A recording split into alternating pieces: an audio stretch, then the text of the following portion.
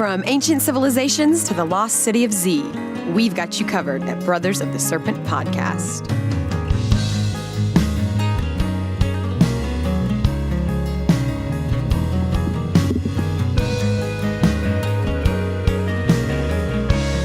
Welcome back, ladies and gentlemen, boys and girls, angels, demons, and monsters and serpents to Brothers of the Serpent podcast, coming to you not live from the 10 by 10 by 10 candy cube of science, nestled amongst the dusty bones of an ancient seabed, high atop the Edwards Plateau. I think we have a good show. We are going to try to sort of give a broad brush overview of everything.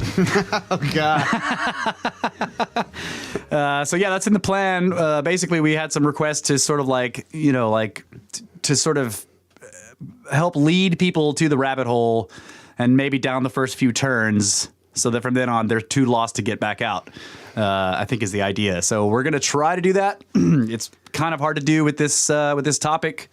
So I think what we're going to shoot for is sort of give our personal journeys into the rabbit hole and then go from there, maybe ask some classic questions that people would, that haven't looked into this kind of stuff would ask and then attempt to answer them.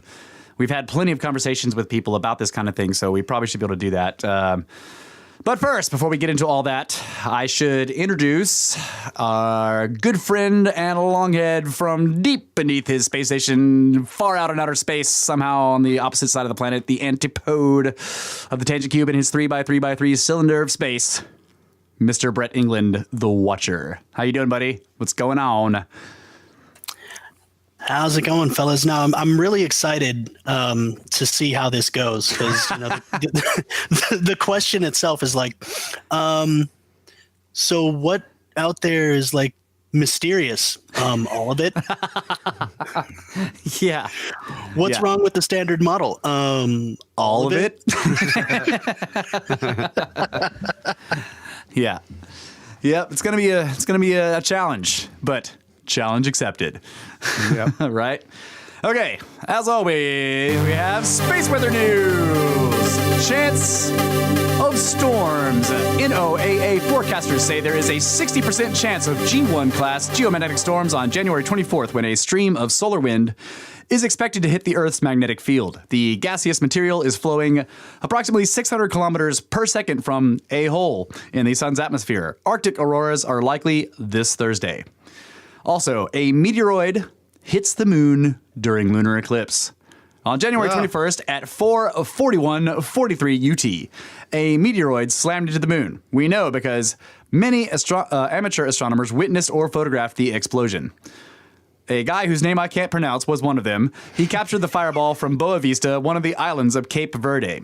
As I was sorting through my pictures of the eclipse, I was trying to avoid images with dusty specks or hot pixels, says this guy with this name.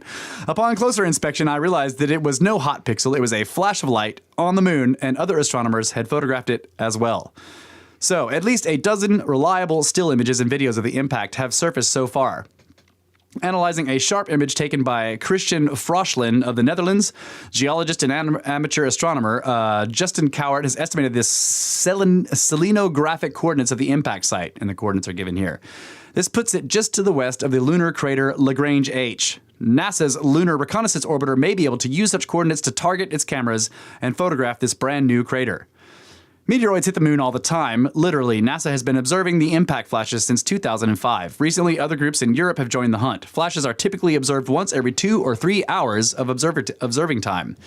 Impactors range in size from softballs to boulders, liberating energies equal to tons of TNT when they strike. The rare thing about this strike is that it was photographed during a full moon when lunar glare usually overwhelms the glow of any fireball. During the eclipse, however, Earth's shadow turned lunar day into almost night for an hour, allowing the fireball to be seen. That's freaking really awesome. Cool. Yeah. Yeah, the eclipse was it was freaking cool. Like, I didn't stay outside the whole time to watch it, but I watched it for a little bit when it first started, and then I would come back and periodically check on it. And then like I come out there and bam, all the stars were out and it was freaking dark. I was like, yeah. And then the moon was like going through this amazing hue shift that was just fantastic. It was Pinks awesome. and purples and oranges and reds. It just, God, it was beautiful. Yeah, it was really cool. But when it was first starting, I was like, oh my God, that looks like, you know, it's got some kind of like goatee infection like growing up its chin. I'm just like, I was trying to imagine like, you know, what ancient peoples that have, you know, no idea. Like now it's like, oh, well, you know, the Earth's shadow and blah, blah, blah. Right. But if you didn't know any of that and you were watching this, now granted it happens twice a year. So if you live outside, you see it twice a year pretty much. Yeah, twice a year something eats the moon. Right. It would just be weird. Like the way it first starts, it's like creepy, you know? Yeah. Yeah. I think solar eclipses are probably far more terrifying because like everything gets actually dark, right? And that's really scary. Yeah. I can imagine. And then of course the sky turns insanely weird looking during the full eclipse. But even if you just see it pass over part of it, you're like, oh my God! Oh my God! Like, because you're like terrified that the sun is going out. And you know that everything's gonna die if that happens. That one's definitely going to be more freaky because it doesn't happen very frequently, you know. Right. Yeah. It's pretty rare. Right. And they're also very quick. Like if you took a nap, you'd sleep right through it. I mean, you might not even know. Or if you were in the deep forest, you know, it would just get dark and you're just like, wanted to get dark. Or if it's cloudy, you just have no idea. Yeah. It would just suddenly get pitch black and you think the storm is going to be bad, but it's just regular clouds and a solar eclipse. Excuse me. So yeah, that's super blood wolf moon with golf balls. It's basic space weather news. See, we're working on our ability to sort of like shrink things down into the basics here. Super blood wolf moon with golf balls. Space weather news. Okay. So remains of ancient life found beneath Antarctic ice. Oh yeah. Researchers say they have discovered the. Sorry, I always forget to do this. This is www.ctvnews.ca. So researchers say they have discovered remains of ancient life undisturbed for thousands of years buried below the ice of an ancient Arctic lake. According to a press release by scientific journal Nature, the Subglacial Antarctic Lakes Scientific Access (SALSA) mission discovered the remains. The SALSA mission discovered the remains of creatures in Antarctic subglacial Lake Mercer, a lake covered by 1,067 meter thick sheet of ice, which is 3,500 feet of ice. Yeah. I just did that calculation in my brain after I did it on my phone. SALSA scientists used a high-pressure hot water drill to cut a small channel through the ice to the lake, which had lain undisturbed for thousands of years, until now only seen through ice-penetrating radar. While cleaning lake mud... There we are with the IPR again. Yeah. While cleaning lake mud off of a temperature-measuring instrument pulled from the water, scientists discovered fragmented remains of creatures that had lived in the lake thousands of years ago. Though researchers say they were not expecting to find anything more complex than single-cell microbes, in the mud they found the remains of tiny crustaceans, tiny invertebrates called tardigrades, as well as specimens that likely come from plants or fungus. They theorized that the creatures likely inhabited ponds and streams in the nearby Transarctic Mountains, which pass 50 kilometers south of the Lake Mercer, and may have washed into the lake during brief warm periods when the glaciers receded. Figuring out when and where the creatures lived and the type of environments they needed to survive would increase our understanding of how Antarctic's glaciers moved, receded, and grew in cycles between ice ages, scientists say. The team now plans to carbon date the remains to try to determine more precisely how long ago they lived, as well as attempting to sequence their DNA. 12,000 years ago! That'd be freaking awesome, right? Yeah. All right, the Watcher says tardigrades, also known as the water bear, are microscopic animals which can survive in many extreme conditions, including space. Related. Speaking of science, the invincible tardigrade, already a weird animal, is full of DNA stolen from bacteria. So this is the one I was telling you about that I've watched videos of this guy, right, of these little things. Oh, yeah, yeah. And how they move around. Yeah, they have the picture of him here. He's like the little fat... Yeah, like little fat, like a caterpillar looking thing. Yeah, but he's got little arms. Yeah, they're funny looking. Yeah, but if you watch videos of them like doing stuff, you can. It's so strange how you can relate to even something like that. Like you can see him struggling with shit, and he's Yeah. like, "God dang it, Rob, get this thing over here!" Wow. And then he loses it. He's like, "Rob, no, come back!" Right? It's like you can totally identify with it, just even though it's like a single-celled little. Yeah. It's badass. I love watching videos of those guys trying to like do stuff in their little microscopic world, and I'm like, I totally recognize the problems he's having. Yeah. Tardigrades. This thing won't do what I want it to do. They're always Damn late. it. They're always late. They're really fat and they can't move very fast. Yeah. They look like a six-legged, like no-headed version of the Stay Puft Marshmallow Man, basically. Yeah, that's right. They have little pillow heads. Yeah. All right, is that it for the news? That's all the news I got, man. All right. Well, I was going to say that was a spicy news story. Yeah. All right. So on to the main topic here, which is everything. Oh God, here we go. Well, not quite everything. We discuss a wide range of topics on this podcast, but by far the most discussed topic is Pyramids. yes, those ancient like alternative history, I guess you would call it. Like, but I've seen people list us as alternate history in podcast lists or whatever. So yeah, we discuss many other things, other mysteries, but mostly we're fascinated with mysterious stuff. And some of the mysteries we look at are modern. Some of them are fairly recent, not modern, but recent within the past few centuries. But we also spend a lot of time on the topic of ancient civilizations and basically the human story previous to the past 2,000 years, basically, right? Yeah. In the BC period and previous. Or wait, BC just goes on forever, right? Yeah. I got that. There's no previous to BC. So somebody asked us, like, can we kind of give an overview of the topic? And that's not really possible to do. I mean, like, yes, the overview is We have listen been to doing every that. podcast we've ever made. Yeah, that's what we've been trying to do. That's right. But it's similar to, it would be similar to the first episode that no one's ever heard because we started with episode 2. Right. I've actually had people on Twitter asking, like, I want to hear episode 1. I'm like, does not exist. But it's like, what do you tell somebody if, like in our minds, we're sitting down to do the first episode of the podcast and it's like, we want to tell the non-existent but future audience everything. Right. Yeah. It's hard. It's really hard. Not possible to do. So we're going to do it from our personal perspectives, our personal journeys into these various mysteries. And I think that's the best way to do it. Yes. Yeah. So for me, I've always loved mysteries. I've always been a big fan of reading, right? I always had my nose in a book.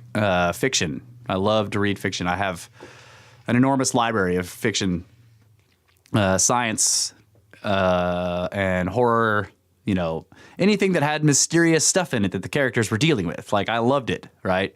I would read the books for the mysteries in them. Like, that's what I loved. It's like, if I got science fiction, the stuff that I loved was because the characters were encountering some kind of mystery that they had to solve in some way or another.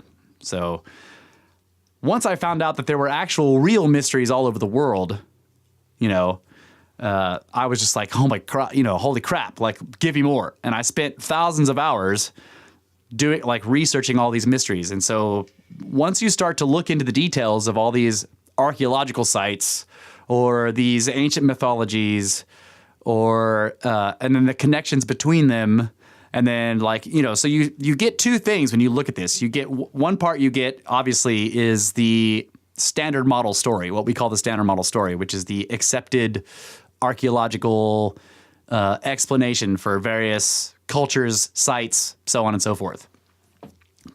You get that. But if you kind of go past that and say, what are the things that they didn't understand about these things, right? So like, I read this thing and the guys are like, okay, so this site, here's what we found, and here's what we know, and here's what we think we know, and here's the story that we're putting together. Then you say, all right, but there are things that don't make sense, and almost like a lot of honest scientists will say this, like this part is not clear, or how they did this is not fully understood, or the reason for this thing is not completely understood. You know, like it's like when you go into a museum, the stuff that they put on display, they have explanations for on the plaque, and they'll just tell you this is a ceremonial object, right?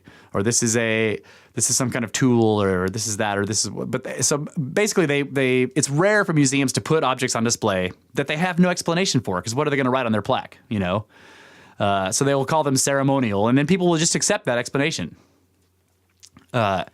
So when you start to dig into the mystery behind these things, like what does this mean? You know, how is this really explained? And then you find out that no one really has explanations for this stuff. That fascinated me. And so that led me down the rabbit hole initially, was my love of mysteries in the first place. So I have more to go in that direction, but let's let you do your part first too. Like, how do you first sort of got into this? So I've always been into finding ancient artifacts, so namely arrowheads. Yeah, he's a big looter. Yeah. Used to walk around on the property that I grew up on in Georgia and, you know, find these beautiful artifacts. And I was just, at that young age, I wasn't blown away by this mysterious find. It was just cool to find this little treasure. You know, that's kind of the way it was exciting in that way. Right. And then as I got older and started to realize, like, well, these things are really ancient, and they were left behind by people and created, you know, then it became more and more fascinating to go explore the land and see, like, where the sites were, and imagine that these people lived here, and what was their story, and how did this tool leave their hands and come to be here. So it was always like, you know, sort of like the Indiana Jones thing, like seeking out this buried treasure or whatever, right? Yeah. It was always like my thing. I love the idea of finding buried treasure. And so sites like the Great Pyramid, these big famous monuments that were left behind, those were cool to me too, but the story had been told. You know, I'd always heard, oh, well, there were tombs, and there was no treasure in them. There was all the story about how, you know, how they were built and who built them and why. And so it didn't really hold this incredible mystery in my mind, because I had always just learned the stories and known and assumed that that's what we knew, and that was true. And I remember one time we were looking at the pictures of the pyramid and the structure on the interior, and I was like, yeah, well, they were just tombs. And you were like, well, they never found anybody inside these. Like, when they first broke them open, like the first guy to break in there didn't find anybody. And I was like, what? I was like, yeah, none of the Great Pyramids, they didn't find anybody. Yeah. And I was just like, what? And so I like... What? Right. So there's a lot of arguments that people have, like, oh, well, you know, they were looted in antiquity and blah, blah, blah. But the more you dig into it, if you really, you know, I was curious, so I dug into it more and more. And it just there doesn't seem to be any way that anybody could have looted and left it. Like, whoever looted it, if it was looted, were possibly the builders of it. So why would they do it? Yeah. Because they'd put it back together in ways that, you know, the more modern people that finally blasted in there with picks and dynamite and whatever. So it's like, I start to think about what are the possibilities. There are weird tunnels cut through the rock in the Great Pyramid, but they don't go anywhere. They don't go anywhere to the outside, and they're completely locked inside the pyramid. So it's very strange. So suddenly these sites that I had always known that everybody knew the answers for what they were became mysteries. And then I just started diving into that. And then the fact that there are all these other anomalous, massive stone construction sites all over the world that nobody really knows who built them or why. And it was just, the more you look, the more there is. Right. And it just seems like never ending. And it started to really wipe the slate clean in my mind of all of the stories we've been telling ourselves about who we are and where, how the development happened, I can no longer sign on to that story, and therefore all of it becomes a fantastic mystery. And so that's kind of, plus I was, raised Christian, and we had studied the Bible, which is, a book full of ancient texts written by various different people throughout the ages. And those are very mysterious. Yeah. And as I started to look into other ancient texts, outside the canon, Yeah. I was just blown away by some of the things that are said in these ancient texts, and how they correlate to these other stories and start to sort of make more sense out of the canon of the Bible. And going back to, the Egyptian mythology and how that connects, and all these ancient texts that I just dove into. And like I had talked to you all about that site, sacred-texts.com. Yeah. I just would go through there and just read all these different things. And they're all seemingly connected to me. And that's a huge mystery. It's like, where did all this knowledge come from? Like how, we've been passing it down. It's just, so never ending rabbit hole there. So that's how it really, Yeah. Comparative mythology was a big one for me too. When I had gotten my fill, like when I had basically gone online and was like, okay, show me every mysterious ancient site, show me every mysterious ancient culture, show me every mysterious ancient place, show me every mysterious ancient artifact, right? And I had done all the reading about all that stuff. Then, of course, going through all that reading also leads you into seeing the mythology in some cases or in some places from various cultures. And I started to see similarities across cultures and across thousands of years, if you're going by the standard model, from when these cultures existed or when this particular artifact or story was told. So you're like, okay, wait a minute. These people on the other side of the planet are telling a very similar story, or a story that has a whole lot of elements that are the same as this story from this way entire over here. other continent across an ocean. Yeah, it's thousands from a different of years. time period. Yeah, totally different time period, and some seemingly completely disconnected. So that led me into comparative mythology, where I started to look at all of these. I went through the major myths, and you have the Ennead, which are the 9 gods of Egypt, and that's a. First of all, anything you say about Egypt is. You can't say that this is Egypt had this or Egypt had that, because Egypt lasted for freaking 2,000 years at minimum, probably more like 4 or 5 or 6,000 years. Like that culture that we call ancient Egypt is incredibly long, So if you think of Western civilization, both old world and new, the beginning of that culture was ancient to the end of it. Right. In other words. Yeah. That's right. It's just but it's also like the whole thing, like that Cleopatra, who was a Hellenistic Egyptian ruler, is closer to us in time than she was to the Great Pyramids.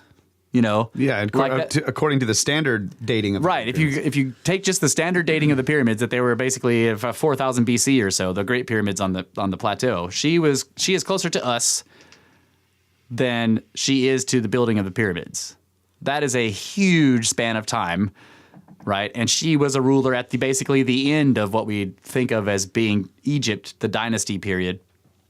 So you can't just be like, so Egypt was this, because that's impossible to say about something that lasted for 4,000 years. It went through drastic changes all through it. So, but basically the Ennead was the 9 gods of Egypt, and then you have the 9 gods of Olympus, right? And then you have the Nordic pantheon, the whole Odin and all those guys, and you have the Chinese gods and various spirits and dragons and everything like that. All the different Asian cultures and their gods and stuff. Like Japan has hundreds of what they call uni, god spirits, or it doesn't really translate properly. But once you start to see all these things and you start to recognize that there are these similar stories couched within these different cultures, and that takes a while to see in some cases, because there's a lot of detail.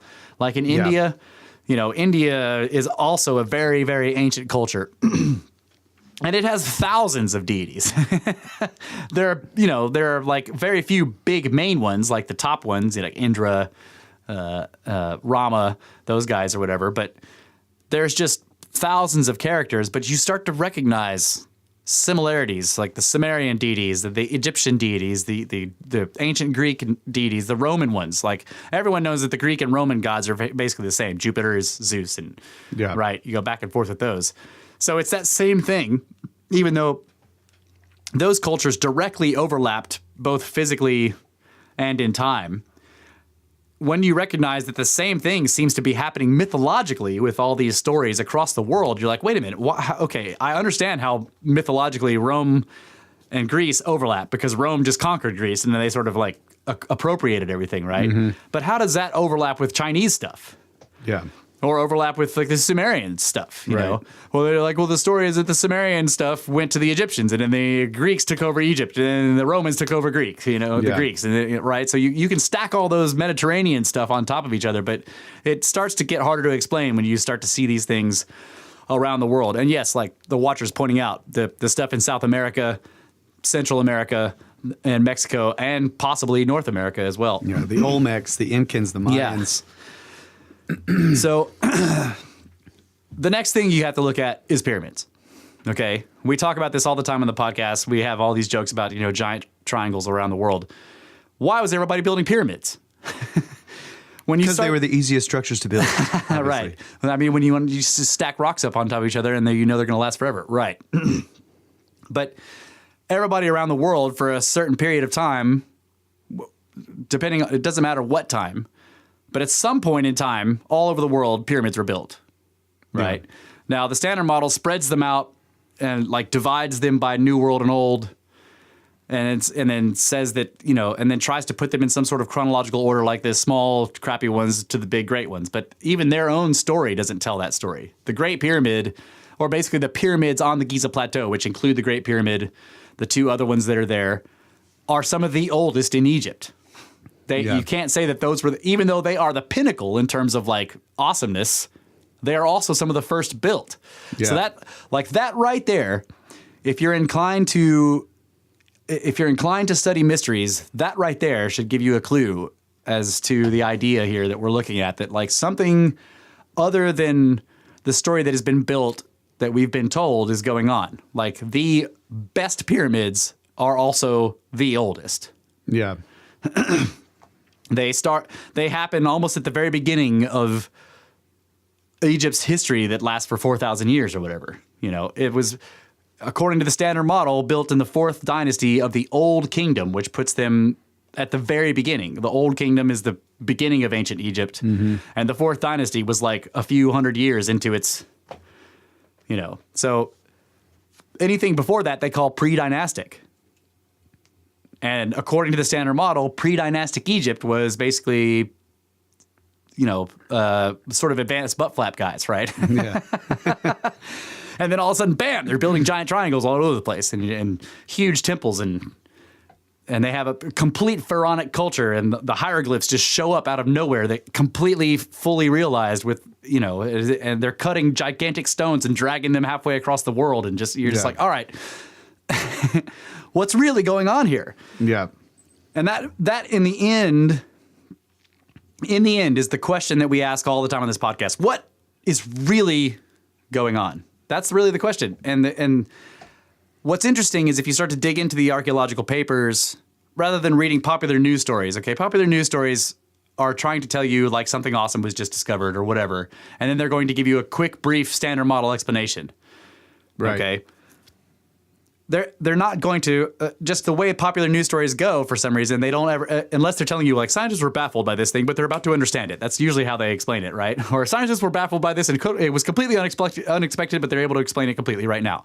That's usually the way those stories go. But if you sort of dig it, if you look at the papers themselves, or even some of the quotes from the scientists, they'll be like, well, this completely surprised us, or this was unexpected, or and once you start to see that enough, you're like, okay, everything is unexpected. In certain places, astronomy, this happens a lot. Things that were completely unexpected that they find. And in archaeology, it happens a lot. So you're looking at this stuff and this is totally unexpected, or things keep getting older. They keep finding things that are older, right? Yeah. And so something like, I remember before a site called Gobekli Tepe, which regular listeners of the podcast will know about, but for anyone who's new, Gobekli Tepe is, as of now, one of the oldest known monumental sites in the planet, on the world, that's been found so far, right? It's placed right at the end of the last ice age, which makes it about between 12 and 10,000 years old. Yeah. The next one is 6,000 years after that. Right. So before Gobekli Tepe was widely known about, like they've been digging on it since the 90s, but before it was sort of published and widely known about, you would have been ridiculed for suggesting that there was anything like that anywhere in the world. And people regularly were. I frequented forums that talked about mysteries. And on the archaeology sections of these forums, there were always people in there who were skeptics and quote unquote, and they were in there to tell you were full of shit if you're talking about an ancient civilization. And they would ridicule you if you talked about anything older than Sumer. Yeah. And then Gobekli Tepe is found. And then immediately everybody's trying to say, oh, we know this. We totally understand it. It's built by these people and we know exactly what was going on. And you're like, no, you don't. And no, you don't. And no, you don't. And no, you don't. Right. And they're completely isolated, by the way. They're just an anomaly. Right. It's just an anomaly. It just appears out of nowhere right at the end of the Ice Age, and then it just vanishes. Just one small little butt flap culture just suddenly decided to cut huge blocks of stone and stand them up and carve them and whatever. And into an enormous site, which only less than 1% has been uncovered. Yeah. And then they buried it all on purpose and made it, and it was such an enormous place that it actually made a man-made hill that for thousands of years afterwards, everybody just thought was a hill. Potbelly And hill. then they just disappeared, right? Sounds familiar. And the reason it sounds familiar is because that's all over the world, and we'll get into that after the break.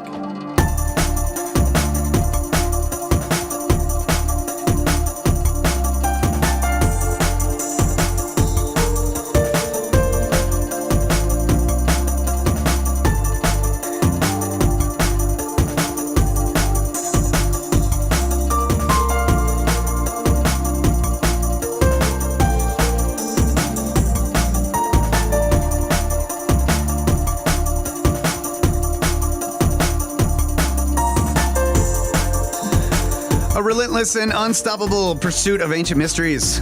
Brothers of the Serpent podcast.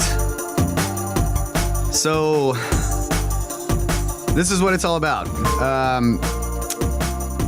The thing about the standard model is it will have you believe that there are not very many there are not very many mysteries in the things that we found.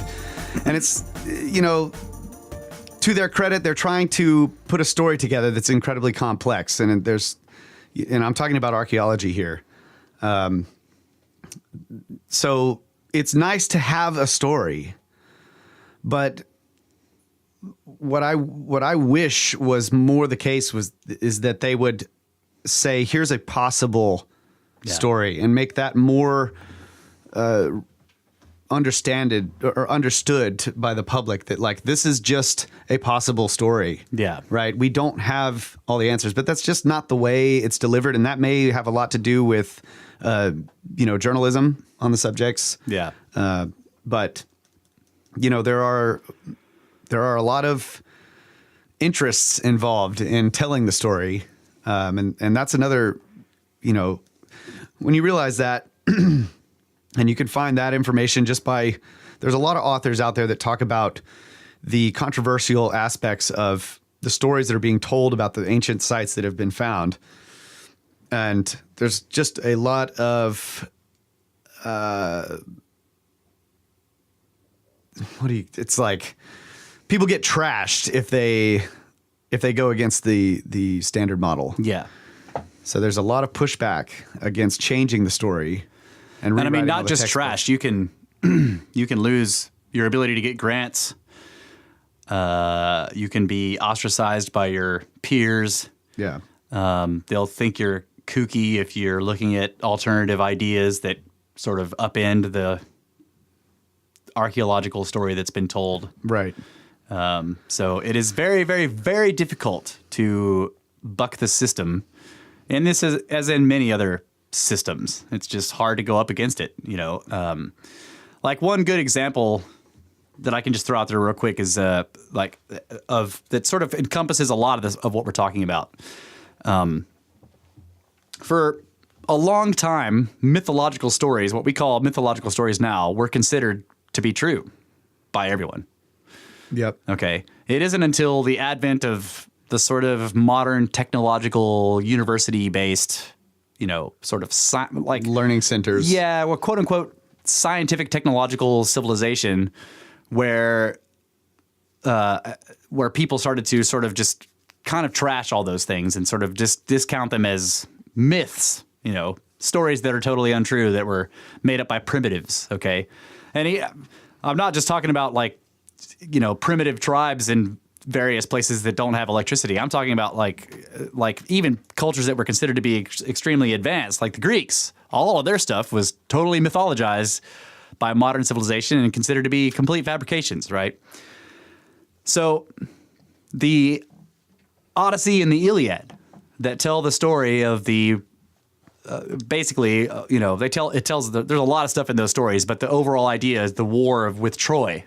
Okay, it was considered completely mythological. Like for a long time, that story was considered to be true history. Okay, there was a lot of interesting, strange stuff in it that we still think of as fictional now, but for a long time, that was a true story to people. And then you get into the modern technological age, and it was just totally like, oh, that's bullshit. It never happened. There's all these gods and nymphs and freaking cyclopses and sirens, and it's just magic. It's crap, right? It's this giant myth. It's a fiction. Well, there was one guy who was sort of a maverick, you know, not accepted as an archaeologist at all, okay? But he decided that he thought that was a real story. And he went to the source and read it in detail and decided that he could figure out, based on the actual information given in the story, that he could figure out where Troy was. Okay, and everybody thought he was ridiculous. This is stupid. And this guy went out and found Troy. Yep. And I mean, dug through multiple layers of civilization in this one a place out there that was an ancient ruined place, and it was a known ancient site. You know, it had stacks and layers and layers and layers of ruined civilizations on it, but all the top layers were sort of primitive. He dug down and down and down until he found advanced stonework. Yeah. And it was like basically shown to be the basic layout of Troy that was given in the story. Okay, and then he found catacombs and all kinds of crazy stuff there. And eventually, after a long period of he's publishing and he's writing people letters and they're just ridiculing the hell out of him. And it's, oh my God, he doesn't even know what he's doing. And it's not Troy. But eventually it had to be accepted by the scientific community, by the archaeological community, that is actually Troy and that story was real. Yeah. That Troy existed and there was a giant war and it was obviously destroyed and burnt flat. Like that's totally what happened according to the archaeological data that this guy found, right? So that sort of encompasses like the whole thing. Like that guy was able to buck the system by having patrons that allowed him to go out there and do the work he wanted to do, right? Having somebody that believed in him, but none of the archaeological community did. They were like, it's ridiculous. It's a myth. Yeah. You know? But even today, we've found Troy. And then we know that most of the other Greek civilizations that were talked about in that story were real. They found evidence of them and even their kings and all this stuff. And they found, you know, but still, the vast majority of that story is considered to be total fiction. Now, think about that. You go read the Odyssey and the Iliad, and some of it you're like, holy shit, like what? Like one-eyed giants, you know, like sirens. You know? Yeah, they can eat a whole person or a couple of people. But consider in a day. that there are large parts of that story that have been proven true, and yet we're still like, okay, but all the rest of it's still bullshit, right, guys? Right, guys?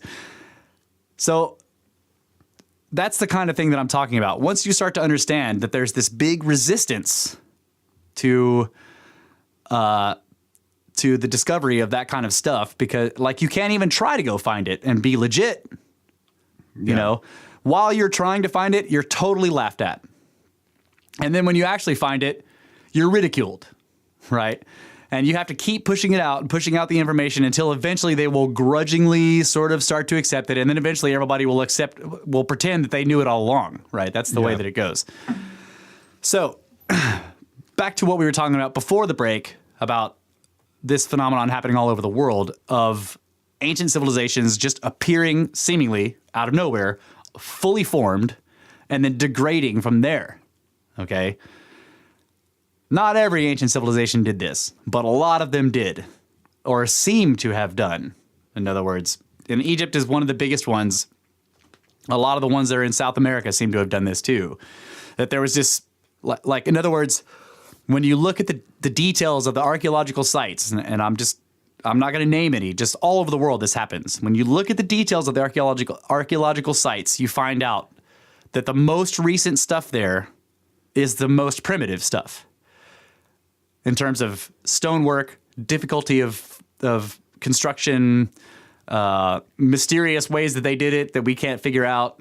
Okay, the farther down you go in the layering, artistic quality, right? Artistic quality, like quality of work, just difficulty in period in all ways, difficulty in like weights of movement, cutting the type of stone, how they transported it from here to the other place, how they stood them up. Like as you go down in the layers of stonework, the deeper you get, the older it is, and the more the better it is. Basically, the bigger the stones, the more difficult the work, the more beautiful and more exacting and more precise the artwork. Until in some places, like in Egypt, there's precision on a level that is, in the most ancient stuff, there's a precision on a level that's just not even, that in some cases can't be matched today. And now that's something that people are like, oh my God, like, of course we could do it today. Like, okay, so in some cases, or I should say in most cases, we could probably reproduce some of the highest quality, most ancient stuff found in Egypt.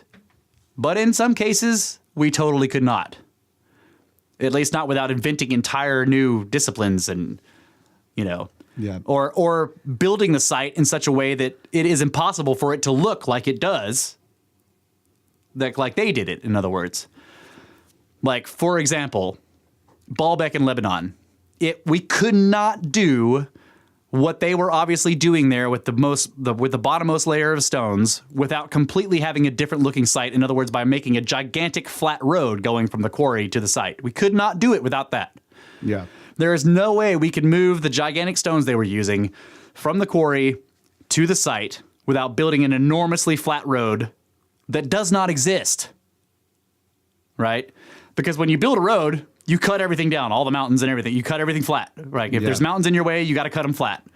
You got to get them out of your way. You build a huge tunnel or something, right? None of that's there, and yet they were clearly moving gigantic blocks from quarry to site, and there is no pathway between those two. So we might be able to cut those giant blocks, and we might be able to build something that could pick them up. We might be able to build something that could both pick them up and move them over to the site and then place them very precisely like they were, but not without cutting a gigantic flat roadway between the quarry and the site. And they didn't do that. So we could not do it like they did it. Yeah. So Baalbek is a kind of a one-off. Like the stones at Baalbek are just absolutely enormous. Now, there might be places around the world that have similar, and there are some stones at like deep down in the what is it called? The Mount, the Temple Mount, the platform of the Temple Mount. And those platforms, the Temple Mount platform in Jerusalem is very similar in sort of style in certain ways in the deepest parts at the very bottom as the platform at Baalbek, okay? Those places are close enough together to figure that, like, whoever did those things were probably the same people. But if you look at the standard model, they do say that, but they give it to the Romans, and it's like, but there's no evidence that the Romans did any of that, right? So when you start to look in the details of it, which we're not going to go into now, but the details of that site, of both of those sites, are just like, okay, wait a minute, that story doesn't make sense, okay? So how is it that the very bottommost layers in places all over the world, South America, Central America, China, Egypt, all throughout Northern Africa and like the Mediterranean and everything, the bottommost layers are the ones that are the most advanced in terms of difficulty. The other really cool thing about these sites that you can find from time to time are in the ancient texts, and they're, people might call them mythological or legends about the site itself that, giants built it, whatever. Right. That's interesting. But there are other types of connections that are beyond some type of, like, for example, in the Epic of Gilgamesh, which comes from Sumer, or from the culture of Sumer, I think the tablets that They're Babylonian or whatever, but which is they got it from Sumer. Yeah. right. In that story, they talk about the area where the gods had built some stronghold, and there was this massive creature there that protected the land of the gods or whatever, Humbaba. Yeah. And he lived up in where the great cedars were, Yeah. and that's Lebanon. Yeah. And Baalbek is there. Right. So it's like you have this.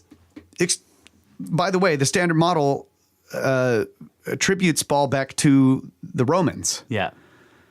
And there's a really good argument against the platform that the Temple of Jupiter is built on, it is not Roman. Right. So in other words, the Temple of Jupiter is totally Roman. right. And there's a lot of evidence for that. But the platform, the giant stone platform that it's built on, is not. and Because that's it's and that's Baalbek, and this Right. is where these massive stones we're talking about. Yeah. So there's this 6,000-year-old culture that has way pre-Roman. Way- way pre-Roman. that has this legend where the guys in the story, whether it's a fictional story or not, are talking about these gods that live over here that have built all this crazy technology in this place in Lebanon where these cedars are. Yeah. And this is right near the site of Baalbek. Yeah. So it's just little connections like that you find. And, Yeah, and that's a good point. That even if it's fictional, it doesn't matter. Like if it's a fictional story, like every fictional story has lots of true stuff in it, right? Right. You can read mystery Like novels. we watch movies all the time that take place in real places. Yeah. And the story is fictional. The characters are fictional characters, but they are in LA. Right. They're in New York. Right. And those are real places. They go into buildings that really exist. Yeah. They have jobs that are real jobs. Yeah, that exactly. the positions of jobs that are actually held by real people that really do that kind of stuff. Yeah. So it's a similar thing. But another one is the Temple Mount. That area is, in the legends is like, it's extremely sacred. They call it the navel of the world. This is where the gods first came down. Yeah. And there's these stories in the apocryphal texts about these guys who came down, and basically if you break away all of the religious context to the story, it's like a group of officials Yeah. break from their government, right? That's basically set all the rules for what everybody's going to do, and they come down there and they build a city there. Yeah. And they establish like a stronghold. Yeah. Right. Now this is where the Temple Mount is, and you Yeah. go down there and there's these and it's the guys that are doing this, these officials have their characters have roots in greater antiquity. Yep. Leading back to Sumer once again. There's just so many of the characters are similar. Like the guy who's running everything is a lower official back in Sumer. Like he's not the number one guy. Yeah. Right. But Yeah. it's like you go around the world and you look at these anomalous sites, and then you look at the texts that tell stories around them that are almost talking about them. It's just Yeah. And then another thing that's very fascinating to me, like when you start looking into, and sometimes this is hard to find, but when you start looking into like, I've got the standard model for this site, right? For this anomalous megalithic site. What are the local legends? right. Right. What do the locals say about it, or what do they say the old stories are that they've heard from their grandfathers are? And what's fascinating is a lot of these sites that have anomalous megalithic stonework, the local legends talk about, number one, giants, but also in many, many cases, something about sound, right? They'll say something like, these were whistled into place by two people overnight, right? Yeah. Or dwarves came out of the ground and sung them into place, right? They moved the stones through the air by singing, or there's ancient Tibetan myths about moving giant blocks of stone using musical instruments. Yeah. So there's And then the Sumerian texts have a whole list of these powerful tools called the May. Yeah. And among them are these musical instruments that have like these incredible powers and stuff like that. You know, I don't know. It's just there's all kinds of weird connections like that. Yeah. And so I guess finding one of those is interesting, but when you keep paying attention and keep digging deeper and deeper and keep looking, and you start to see more and more and more and more of these connections between the texts across the globe from different civilizations that were completely disconnected from each other by massive bodies of water, and that they're building the same types of structures, the same shapes, the same types of stonework. Like even in the details of the masonry, it looks the same. And then they have their stories, and the characters in their stories have names that are different, but they mean the same thing to the people who spoke those names. Right. You know, foam of the sea or came out of the sea. Right. All of these. Poseidon. And Poseidon is the god of the ocean. Right? Yeah, and they're in many cases talking. It's like later peoples are talking about the people who came and built this came from across the sea. Yeah. They floated here on a giant fish or something like that. And there's just all these similarities. And the story we're telling ourselves today in terms of the standard model is that it was isolationism. Like this culture was totally isolated and they just did all this stuff on their own. And then this other culture was totally, it doesn't line up. And so that immediately increases the mystery. Yeah. Right. It's like, okay, maybe it's this exciting prospect that there was some previous civilization that had circumnavigated the globe that might possibly have influenced all of the building methods and the mythology in all of these different areas. That would be phenomenal. Right. So here's a question that often gets asked by people who are just starting to look into this stuff, right? I know you're not saying it's aliens, but are you saying it's aliens? Right. And so that immediately, because everybody's heard of or seen parts of or pieces of Ancient Aliens, right? The thing I love about Ancient Aliens, and I still love it, I completely disagree that aliens came down and built anything, and they're not actually saying any of that. They're implying that aliens were influencing these ancient civilizations who were just primitive peoples, and then there was some sort of visitation or paleo contact. One of the other names that was thrown about were ancient astronauts. Yeah. But they thought that was a little cheesier, and Right. ancient aliens might be more attractive as a Right. name. So it doesn't necessarily mean aliens. It could have been other cultures that lived on Earth that had the ability of flight. Right. That's one of the things that they suggest in the show. Yeah. Right. So the idea of Ancient Aliens is overall is to ask, was there some sort of advanced influence on these otherwise primitive cultures that resulted in all of these anomalous sites? Or even if they're not sites, in some cases, Ancient Aliens will just dig into how did they even have this math, right? Like with the Maya, they dig into well, how did they get this calendar? It's so freaking precise, and yet the rest of their culture does not show the same mathematical level of advancement.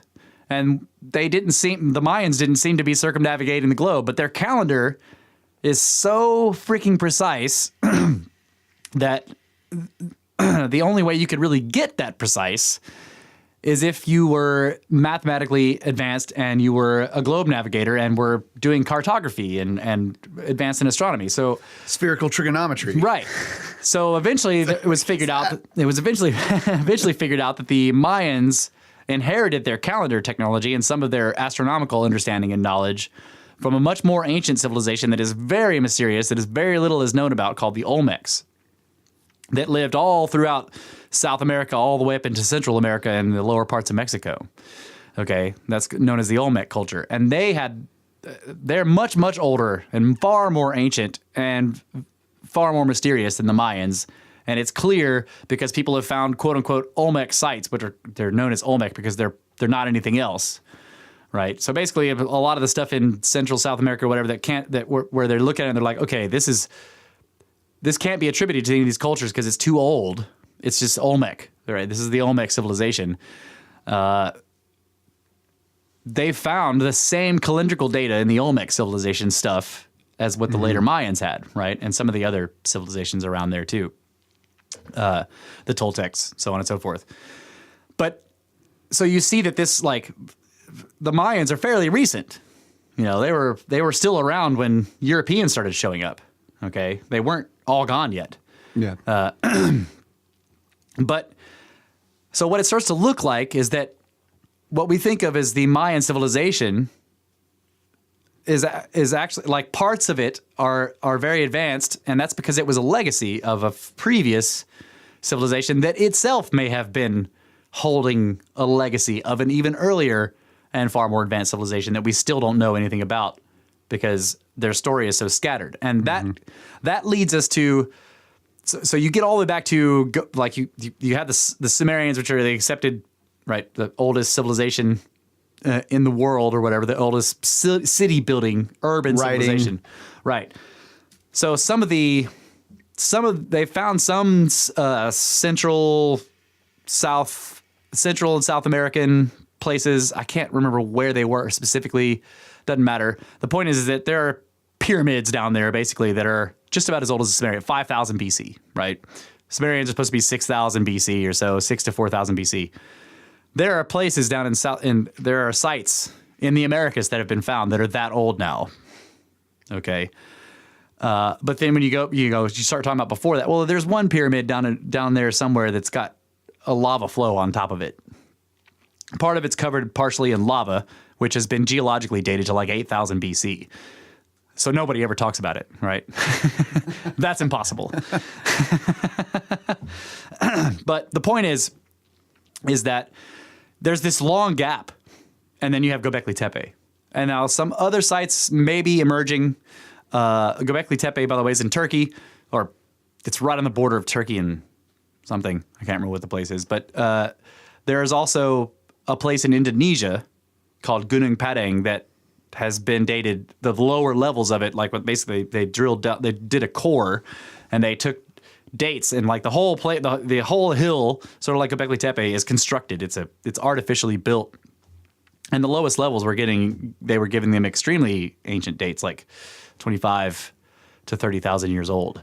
Yeah. Okay, so that may be older than Gobekli Tepe, but that still needs a lot more research. Gobekli Tepe is fairly well accepted, and the dates are pretty rock solid according to the standard model, and everybody has sort of grudgingly accepted, okay, this happened right at the end of the catastrophic period that ended the last ice age.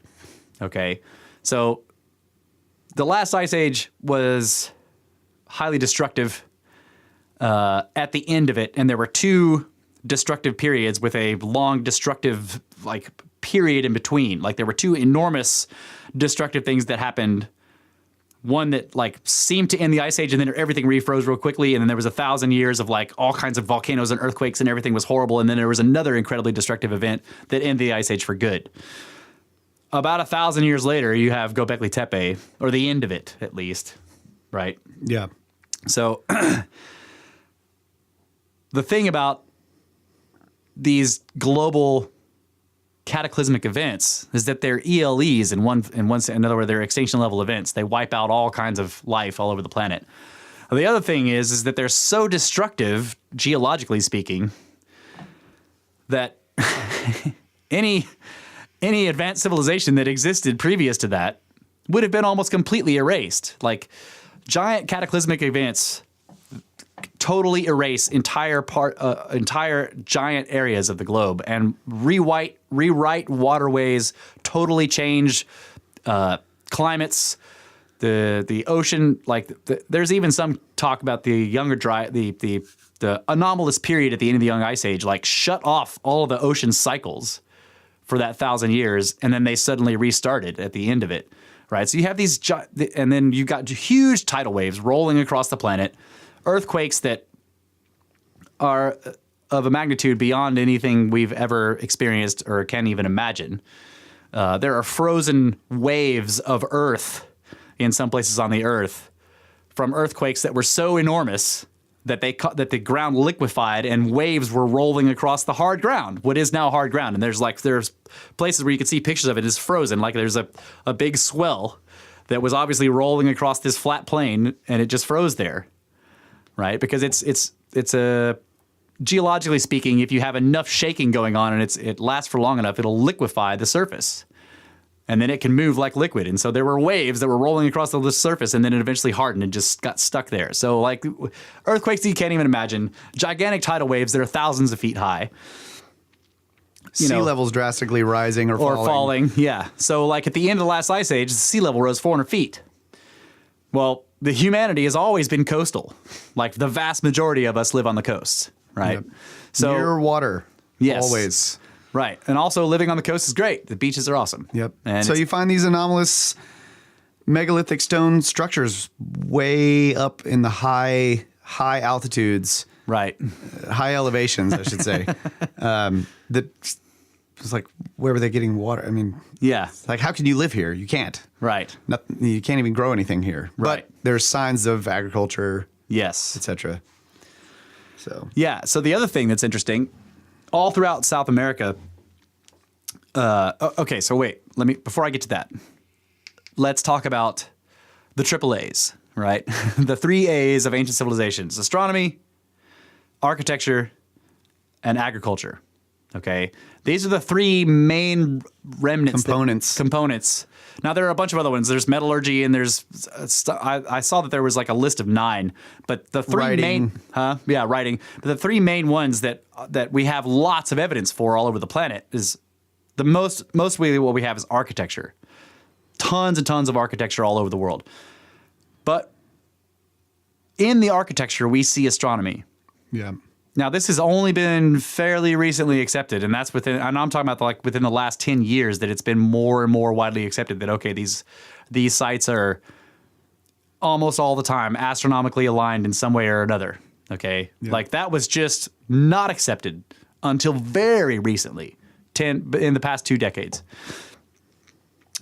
Previous to that, anyone who thought that was sort of a kook, according to the mainstream whatever alignments they found were just chance. Right. And then sometimes the alignments are off, and so they were like, well, they're not really aligned, and so they weren't good at this. But it's becoming more and more clear that they knew what they were doing. They're so ancient, the sites are, that the alignment's off because of precession, which is a whole another subject. In other words, that there's a large astronomical cycle that causes alignments to slowly drift out of place. For more on that, listen to episode 72. Yes. And every other episode we've ever done.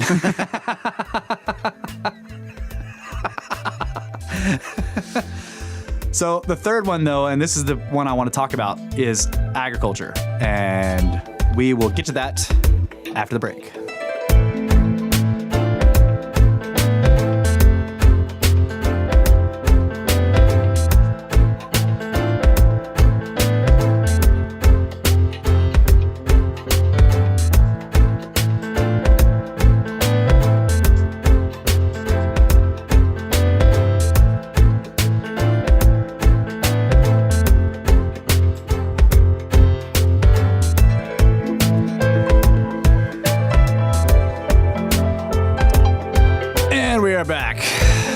The Snake Bros Institute for Advanced Coprolite Studies.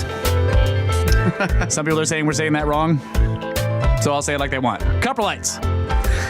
Advanced Coprolite Studies, where there are no degrees, only certificates of ignorance.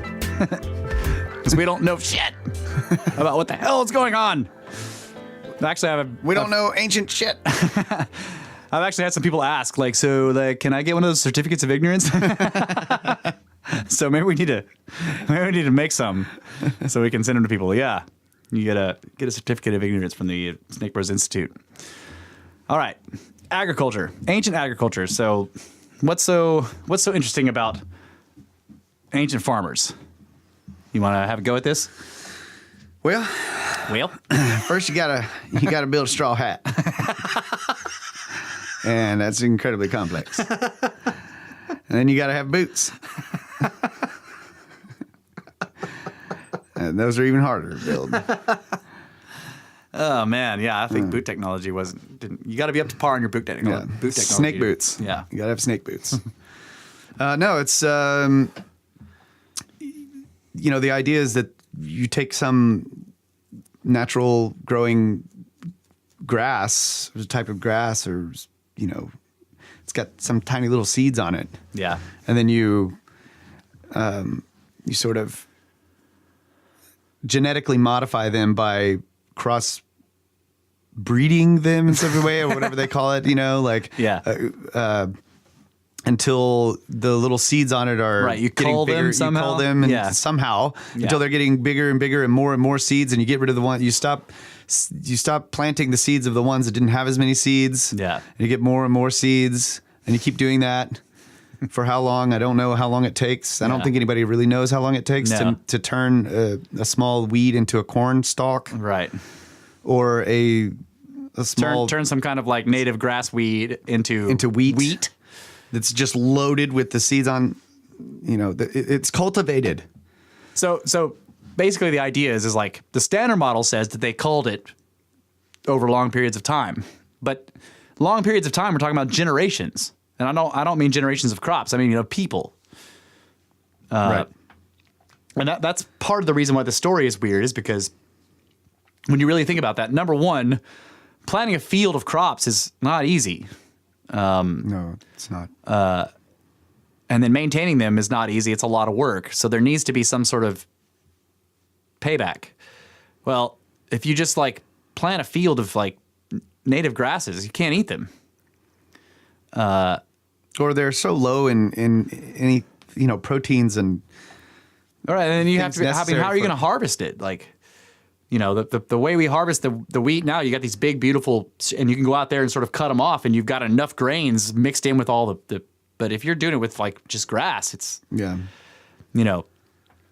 So there was a big change that happened with the Ice Age. Okay, number one, sea levels rose 400 feet, and that drowned like tens of millions of square miles of coastal lowlands that now no longer exist and haven't for the past 10,000 years, right? And the coastal lowlands are always the most fertile places. That's where everybody lives, and that's where you do all your planting. That's where all the good dirt is, right? Because it all washes down there from the highlands. The higher you climb, the rockier it gets, right? Yeah. This is just nature. The peaks of mountains are just rock. There's no dirt. So suddenly we lost all these coastal lowlands that were the most fertile places on the planet. Now, whether or not there were giant, enormous cities down there that were incredibly advanced, I don't know. I think so. But the point is that that's where all the food was. And it was drowned within, we're talking about, it just didn't take thousands of years to happen. Meltwater Pulse 1b, which is the second devastating thing that ended the Ice Age for good, was what geologically is called an isochron. It happens very fast, and we're talking in some cases a matter of weeks here. It's called Meltwater Pulse 1b, and that means that glaciers that were all over the highlands in North America, in some cases miles thick, suddenly melted and dumped all their water into the oceans and rose the sea levels hundreds of feet in weeks. Okay. Now, in some places that wouldn't be a big deal because you got cliffs or whatever like that, but there are places where you raise the sea level 10 feet and the water will go inland for tens of miles. Yeah. Many, many miles, 10 feet of ocean sea level rise.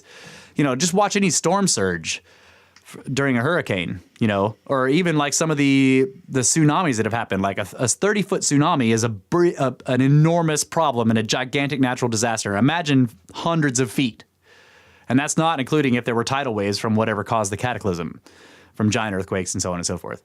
So you get drowned coastal lowlands. And then after that, all of a sudden, there's archaeological evidence of this all over the world. People suddenly start playing with agriculture in certain places. Now, in other places, people remained hunter-gatherers or whatever for long periods of time. Or became hunter-gatherers or something.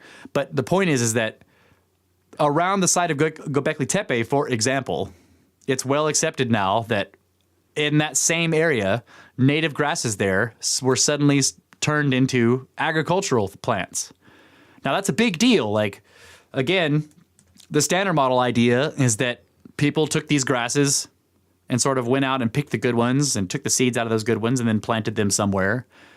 And then went out into that planting and took the good ones, the big fat or the fattest ones, and then took the seeds out of those and then planted them somewhere the next season. And then went out after they grew and picked the big ones. And you do that over and over and over until you have wheat. And you also have to imagine if you're picking for seeds to plant, you don't get to eat much. Yeah. Because it takes a lot of seeds to plant a field. Right. So what are you eating? Right. While you're planning to plant the seeds from the few good plants that you're finding in the field. And then how do you get rid of the already established ones that aren't good? I mean, you have to get rid of them. Yeah. Because their seeds are all in the ground. Right. Like today we use things called pre-emergence they add an enzyme or something to the soil that will prohibit the seeds from germinating in the season. And then you can plant your special seeds in there. Right. That are designed to work with that pre-emergence. It's But the point is that the story is impossible. Okay? You can't go from picking pears to pushing plows as George Howard said in one of our podcasts. You know, a really pithy way to put it is that they went from picking pears. In other words, that there was a bountiful place where you could be a hunter-gatherer and it was kind of easy. Like, the end of the Ice Age killed off a ton of species of animals that they just ceased to exist, right? So we can also imagine that it killed off a lot of plant species. You don't have a large animal die-off without also an enormous plant die-off. And there's a lot of evidence that a lot of the biomass on the planet was set on fire in these events, okay? So we can imagine that there was an enormous extinction event in the plant kingdom as well as the mammalian kingdom and, the animal kingdom. And who knows how many insects just disappeared. And, we look at mammals when we're talking about extinction events. And when you're looking at older stuff, we're looking at birds and lizards. But like, it's hard to look at, extinction events of very tiny things or even plants. Like we know in paleontology, they found ferns fossilized ferns that don't exist anymore and so on and so forth. But we have no way of knowing what there was, except that we know that a lot of it died, right, and never came back. So the idea is that it's possible that previous to these cataclysmic events that ended the Ice Age, that these events that completely rewrote the surface of the planet in multiple ways and flooded like millions of square miles. I think that it's like the size of the United States and Europe combined or something like that was completely drowned in water all over the world. Something like that. But the point is that all of a sudden, if previous to that there was just hunter-gatherer cultures and everybody was primitive and they wore nothing but butt flaps, right? All the stuff they were used to was gone. And they had been bottlenecked into a very small population because almost everyone died, humans included. There are many known bottlenecks in human populations, and this is one of them, right? So there's a big bottleneck where previous to that there seems to have been people, and then there's this huge bottleneck where only a few people survived all over the world in tiny little groups. Okay, people survived to then procreate, basically. Probably more people survived the event, but a lot of them died off without procreating because some people survived on their own somehow. Yeah. Or you might have entire groups of people that survived that just died out. Right, because they couldn't find fresh water or something. Yeah. Yeah. Any number of things. Right.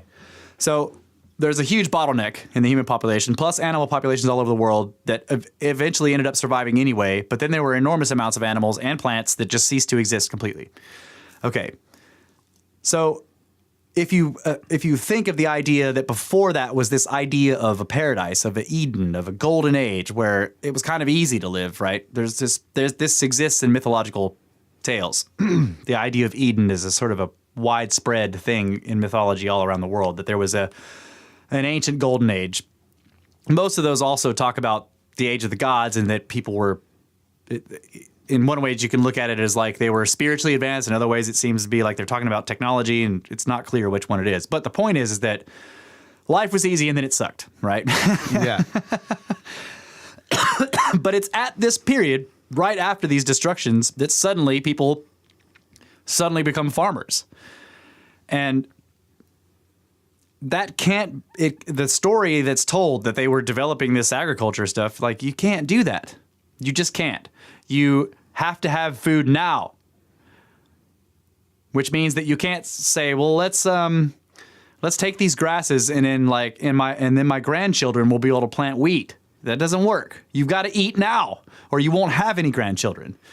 Right? So agriculture in many cases, and then also what's known as domestic species of animals, are anomalous. No one really knows how they came about. There's always a story, like the most common one to talk about with people is dogs. Like, how did we get dogs? Period. The idea is like, well, there's a wolf, and somebody befriended wolves, and eventually you have they kept the nice pup, the pup that was like the most calm, and then right. they bred that one. And... Yeah.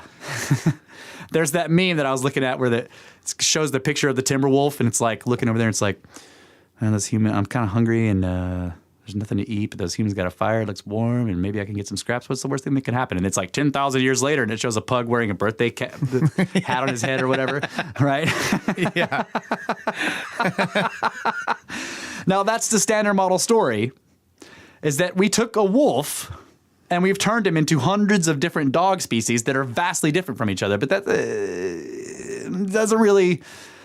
It's not really clear that that's what happened. That's the assumption, though, that we took wolves or some sort of canine animal species. Maybe there were canines that are completely gone now, that don't exist anymore, that got killed at the end of this thing, and then some people had a pug that they were carrying around. Yeah. The reason that story is told is because they're like, well, look at animal husbandry. Like, people, nobility in places all over the world for thousands of years were breeding horses into awesome running, race horses or the strongest ones or whatever. And nobility liked to breed dogs too. And they would breed dogs, and they would try to get these traits in them that they liked, and they would breed for the traits, right? But you're like, okay, yeah, but who turned a wolf into a greyhound? Yeah. That's not clear. It's even more not clear as to how we turned aurochs into cattle.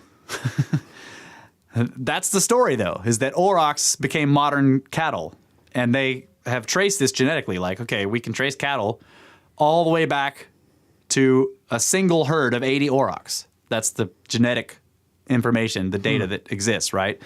But who went and got that aurochs and made them into cattle when you're starving, right? It's hard to explain this, but it's sort of just glossed over. Like, well, there were aurochs, and eventually somebody invented beer and was like, I can get that aurochs, and then they made cattle.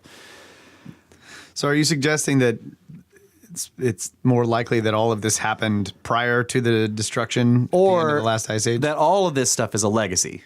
In other words, what it more looks like is that what was destroyed at the end of the ice age was an advanced civilization, and some of the remnants were people that had technology. They brought the seeds with them to the mountaintops that were out of the water. And then, of course, you read all the flood stories and all the myths, including the Bible, and they're told to do this: bring the animals, bring the plants that are good to eat. Yep. So on and so forth. Not every freaking plant or every animal on the planet, but all the ones that are good to eat and that are good for the earth and are good for people. Right. And like, for those of you who are sort of like, don't tell me about the Bible, well, you can find this in like the story of Manu, which is an Indian story about the same thing, the flood, and some sort of deity says, Manu, there's going to be a gigantic something.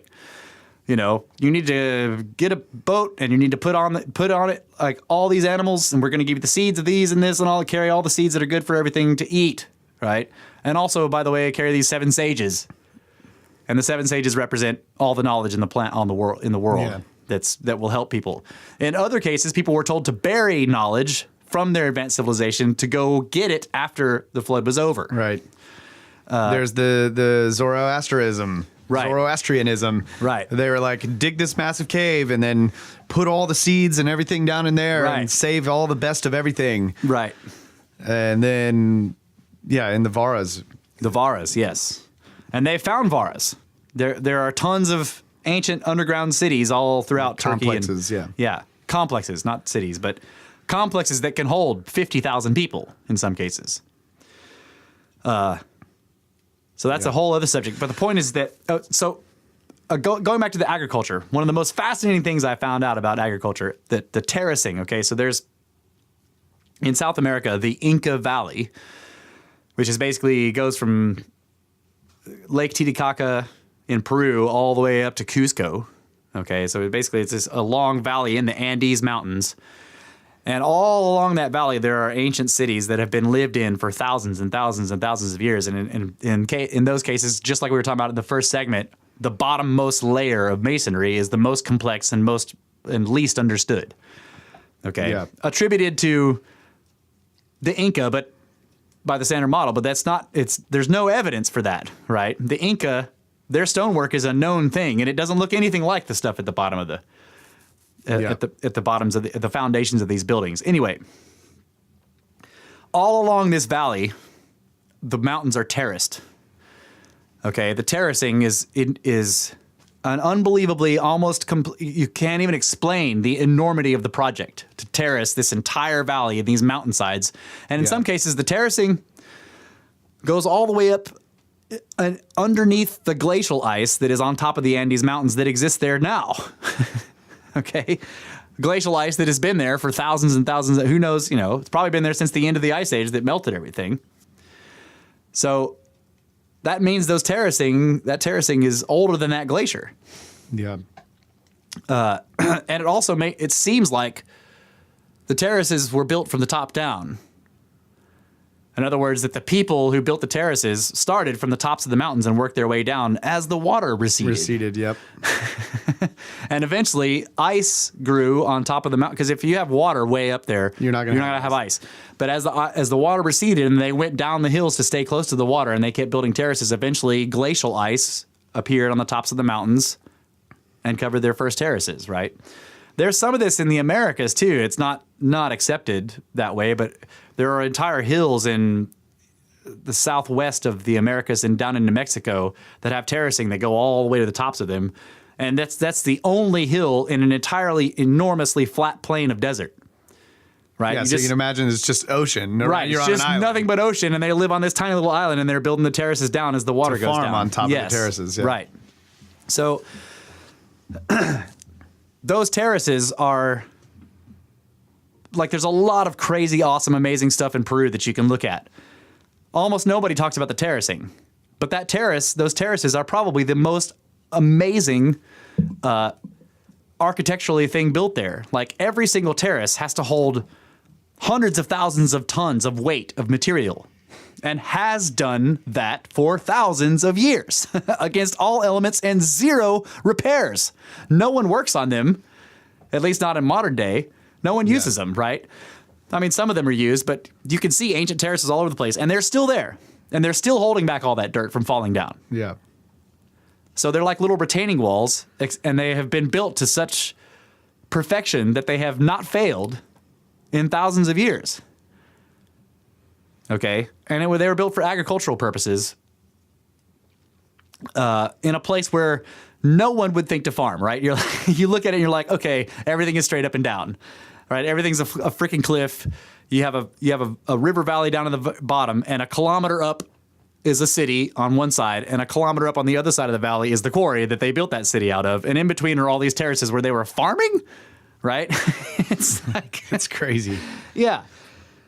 So the agriculture itself is anomalous because no one really understands, even though the story pretends to understand, that these people just sort of, they were hunter-gatherers that eventually became sharecroppers, but it's just not. There's a big gap there. It's the underpants gap, right? Yeah. The underpants gnomes, right? You got step 1, steal underpants. Step 2, step 3, take over the world. It's the same problem. Step 1, hunter-gatherer. Step 2, step 3, farmers. Yeah. So the other major aspect to me of the AAAs, really the other two, architecture and astronomy, are connected. Yes. When you're looking at it in this context of the end of the last ice age and this destruction, and then you start looking at these massive megalithic structures all over the world in various places separated by oceans that are aligned and pointing to, if you rewind the clock of the changing perspective that we have to the background stars, how they align, it seems to be pinpointing various different time periods. But you can also see it as a way to, because this precessional cycle is so long and cyclical, that you can keep track of long-term trends. So if these ancient cultures, why were they so concerned with this long-term trend? And there's a lot of evidence and ancient texts that obviously are talking about these cataclysms and the various different ages that we go through. In India, they have the cycles, the yugas, the cycles of time, and these great destructions and then rebirth. There's the whole legend of the phoenix. This idea that we go through this destruction and rebirth over and over and over again, and the idea that we've done this like 6 or 7 times. The ancient Egyptians that spoke to Solon, that he wrote about, or that Plato wrote about, and how they were saying, oh yeah, this has happened like 7 times or whatever. You Greeks only remember 1 cataclysm. We remember 6. Yeah. So Noobs. yeah, so you start to look at it in that context, like why were they so obsessed with the motions of the stars, right? It was more than just like you've got the Mayan calendar, which is basically a calendar that its cycle ends at the end of the precessional cycle, where they picked a spot, like we pick a spot for the end of the year. Mm-hmm. You could pick any other day, but we pick a spot that's basically a solstice or right near a solstice. When you're looking at a circle, if somebody asks you where the beginning is, that part of the beginning is also the end. Right. And it could be any spot on the circle, and it's just as correct as any other spot. Right. So the Mayan calendar has this, same situation. Like the end of the Mayan calendar is basically in a period where, from our perspective, on the vernal equinox, the sun is basically lined up with the center of the galaxy. Is that thunder? Something fell outside. I think we've got a crazy windstorm coming. Okay. So there's all over the world, again, these astronomically aligned sites that seem to be pointing to this phenomenon of precession and sort of marking it so that you can see this vast cycle take place, or at least set a point at which the site was built. Right. This site was built here. And then there's all these warnings in the mythology surrounding these areas to beware of the end of days. Yeah. The destruction is coming. So it's the end is nigh. Yeah. So it's very suggestive. Like when you look at this whole thing that you've got Gobekli Tepe, as we discussed, it was built right near after the end of this massive cataclysm. And it looks like it might be astronomical. Of course, they put a massive roof over it, so it's very hard to tell. It's definitely got symbols on it, animal symbols on it that are in many ways associated with astronomy symbols, right? The constellations. Yes. So, and these, zodiacal constellations. Yes. At that, which are basically the sun passes through them throughout the year, or from our perspective, those constellations seem to move around in a circle behind the sun. Yes. So over precession, it goes around in a circle behind the sun in reverse. So you can sort of clock this motion. Anyway, you tie all these things together, and it's like the architecture is designed to withstand the force of time. The destructive force of time. They are designed in ways that are just mind-blowing. The way they put these things together, they can withstand earthquakes, they can withstand all this crazy devastation. And they're also pinpointing a time in the sky that is relevant to the people who built them. And they come with warnings about the end that's coming again. Yeah. Right? And so it's like, you can imagine following this whole idea that there was a previous advanced civilization that witnessed this destructive force, and then the remains of that civilization tried to do something about it in terms of the future. Like Right. what the people in the future, we need to build something so that they will know and that they can prepare. And it's like, even it sounds biblical, but it is. It's like that's to me, that is It's what ancient textual. Yeah. All ancient texts say this in some way or another. Right. In many cases, yeah. Right. All ancient texts say this like 100% of the time, 70% of the time. Yeah. So you can imagine if it's like, it's a fun thought experiment to imagine what we would do today if something happened. Like if we got hit by a meteorite that just wiped out almost everybody, and there were these small groups, pockets of people, and there were some scientists in there, and there were various different people that have different expertise and knowledge about various different fields. You might come together and say, dude, we need to do something, and we got to preserve the knowledge that we had, because humanity's going to lose it. Right. When we all die off and our children's die off, it's all going to be a legend. Yeah. That we were able to, fly in the sky on these great eagles and speak to each other with magical boxes all the way across the world or into the sky. Yeah. And there were watchers up there in their secret bunkers in space stations and in secret outer space, flying around and like talking to the oracle and asking all the questions and giving us the answers.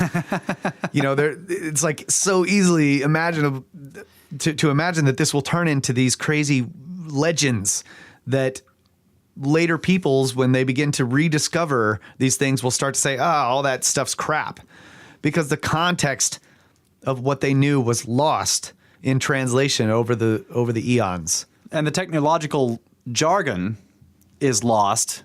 Right. And then the people are still trying to tell the stories, but they have to couch it in analogies. Yeah, because their children's children don't have an iPhone and have never seen one and don't understand how it could possibly work. Right, but they might say that we got knowledge from apples. That's right.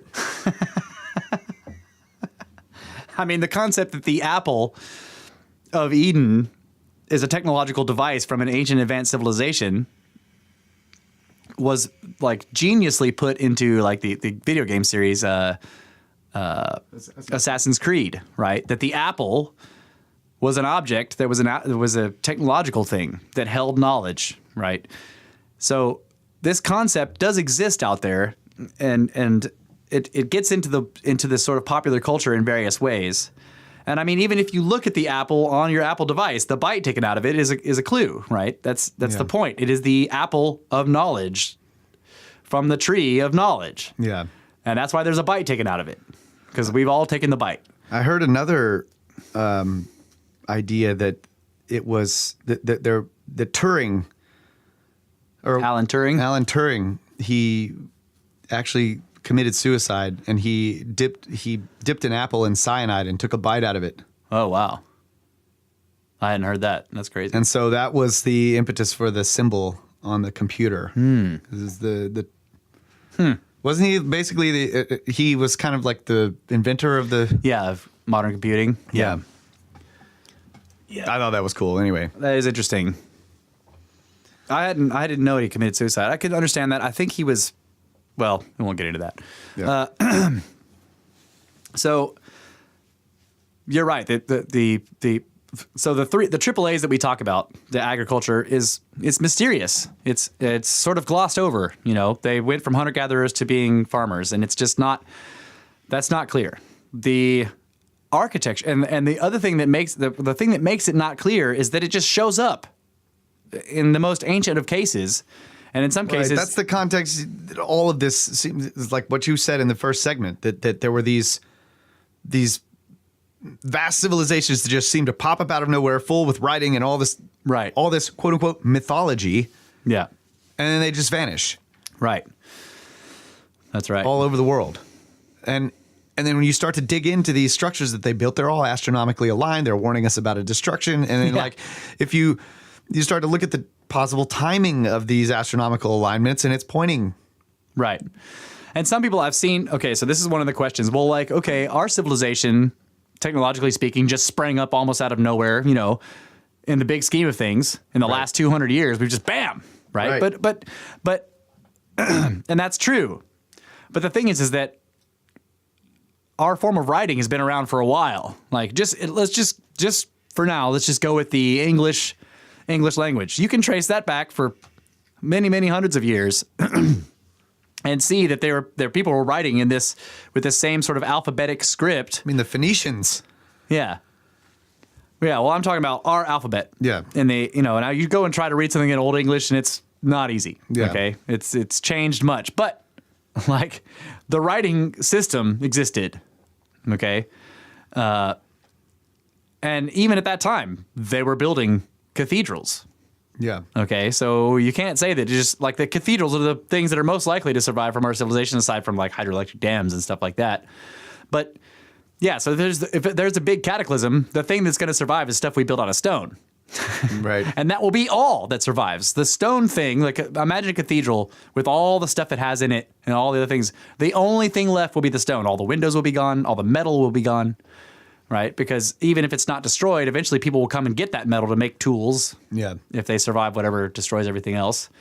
You pull the metal off there because you want to make tools with it, and eventually the metal's all gone and all the other stuff in there is all gone, and all you have are sockets in the stone and just open, So you go at like the idea of the Stone Age, the basic idea of the Stone Age, archaeologically speaking, is people who make tools out of stone, like chipped flint stuff.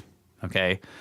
But it becomes more and more obvious as time goes on that farther and farther back, the Stone Age actually includes megalithic architecture in the sense that people were building enormous things out of stone that still to survive to this day, like the pyramids, like the platforms at Baalbek the Temple Mount, like a lot of the stuff in South America, okay, like a lot of the pyramids in Central America. So you have these gigantic stone constructions, and we look at them today, and they're empty of all possible other things that probably did exist in them and may have, in some cases, been vastly technological. Like the pyramids, it's possible that they were some sort of power plant, because if you look at the interior designs of the Giza pyramids, they make no sense in any way.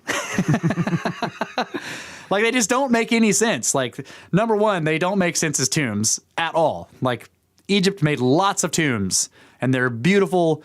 And they have big, wide hallways with arched ceilings where a whole procession could go in there carrying the sarcophagus of the pharaoh and blah, blah, blah. And then they've got these gigantic rooms down in there but the pyramids don't have that. The entrance of the pyramid is a tiny tunnel that you have to squat in, and it's tilted at like some 35, 45 degrees or whatever. 26. Yeah. So they look more like the interiors of machines is the point. And this is, so when we were younger, we used to go to some old military bases that had just like giant slabs of concrete in places and there were like weird dips in them and squares and other pockets and stuff, and you can't tell what was in there, but you knew that it was machinery of some kind or other things bolted to the concrete. And that's a lot of these ancient sites have anomalous features that look like that. Now, I'm not necessarily saying there were machines there, but there was definitely something there. That's what those sockets are for. Okay. So we'll get into this after we take the break, but I just want to preface this with saying that, like, a lot of the stuff that's called ceremonial or that's called tombs or that's called a temple now, those words are misleading. Maybe not intentionally so, but they are misleading, and we'll get into that after the break.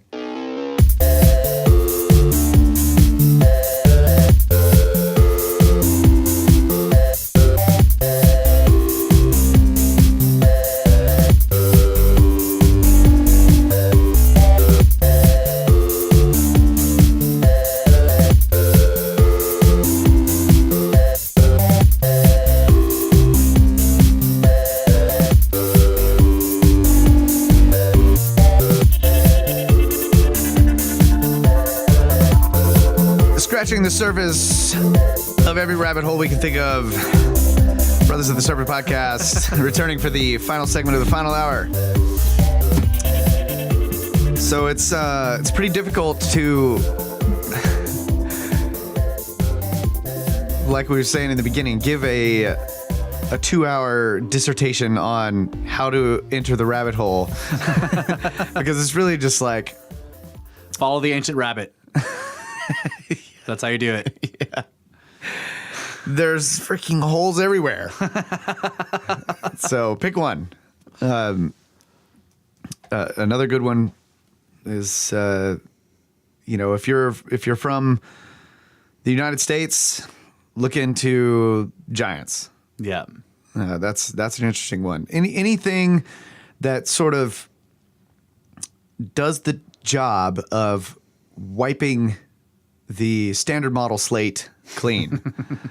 I found this through doing research in physics too. It's like in any of the sciences, when you really start to dig in to what's actually what are the scientists actually saying? What are they reporting from their studies? And the good ones will say, we don't know. Like, this is our best guess.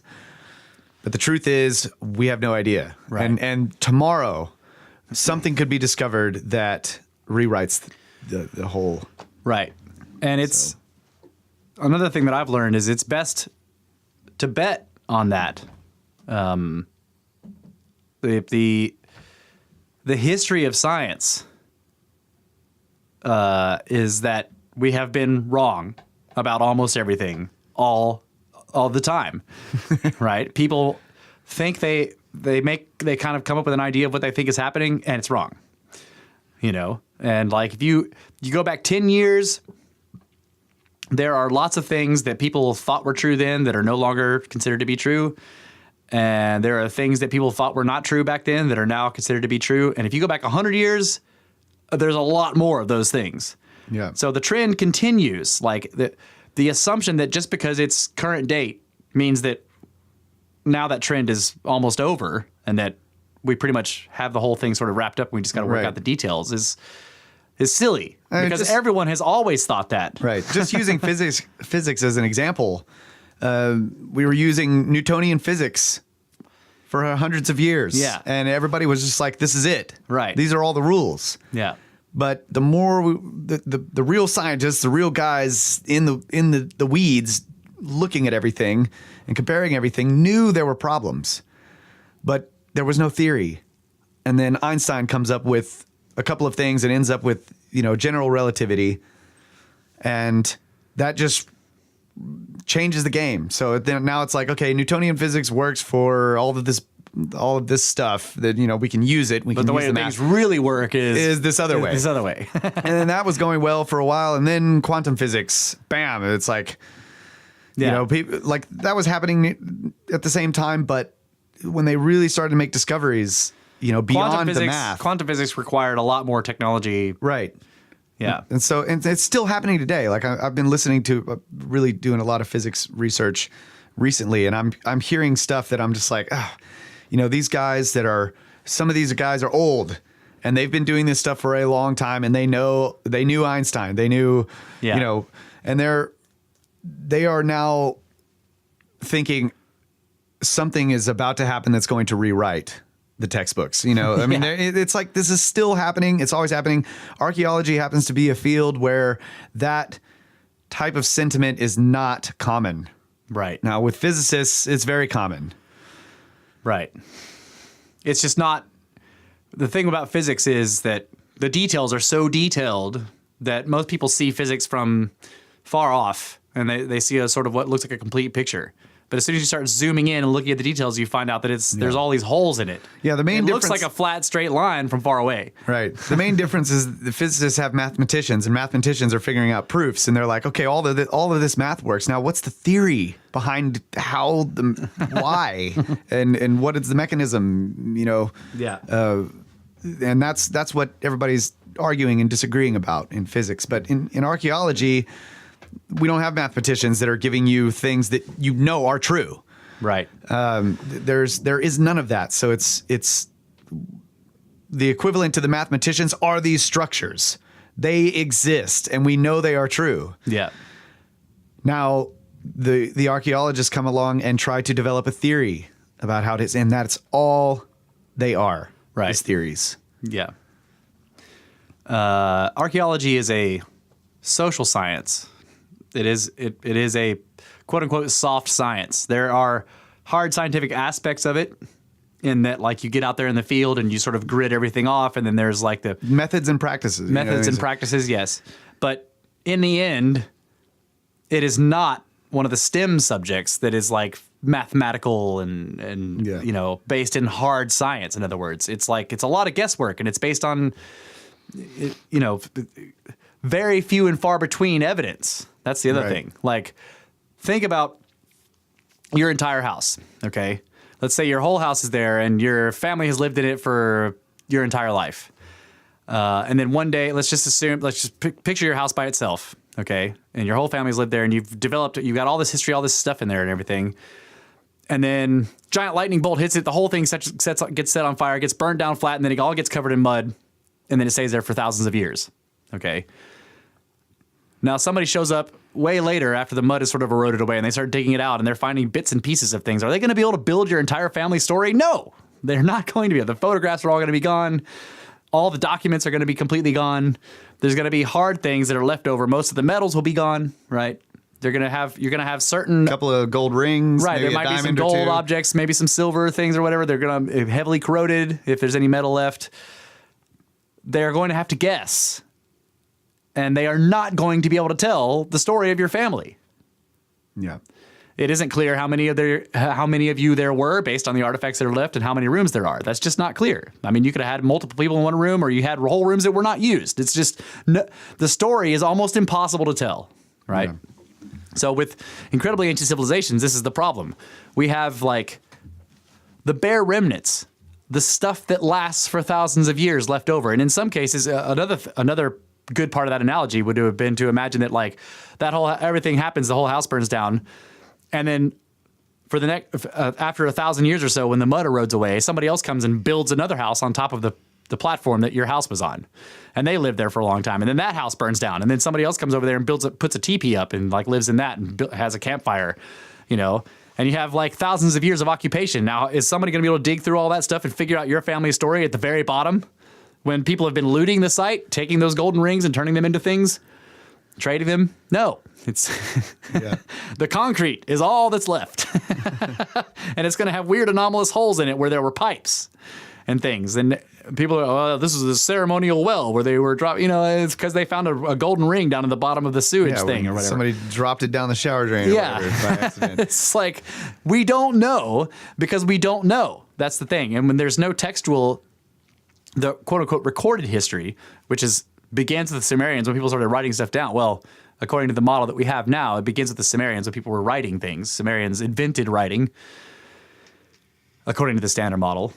But there are anomalous artifacts that have script on them that have been found all over the world. So again, what happens is people, because it's a social science and people are trying to put together a coherent story, and this coherent story has been around for hundreds of years in Western academia,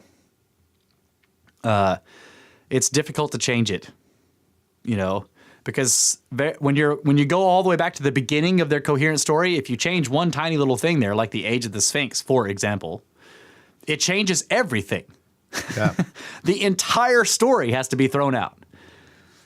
So Yeah, and that's another great rabbit hole that you know you finally get a quote unquote hard scientist or a hard science guy. yeah, Robert Schoch, who comes and looks at the Sphinx because it's actually dug out of the bedrock.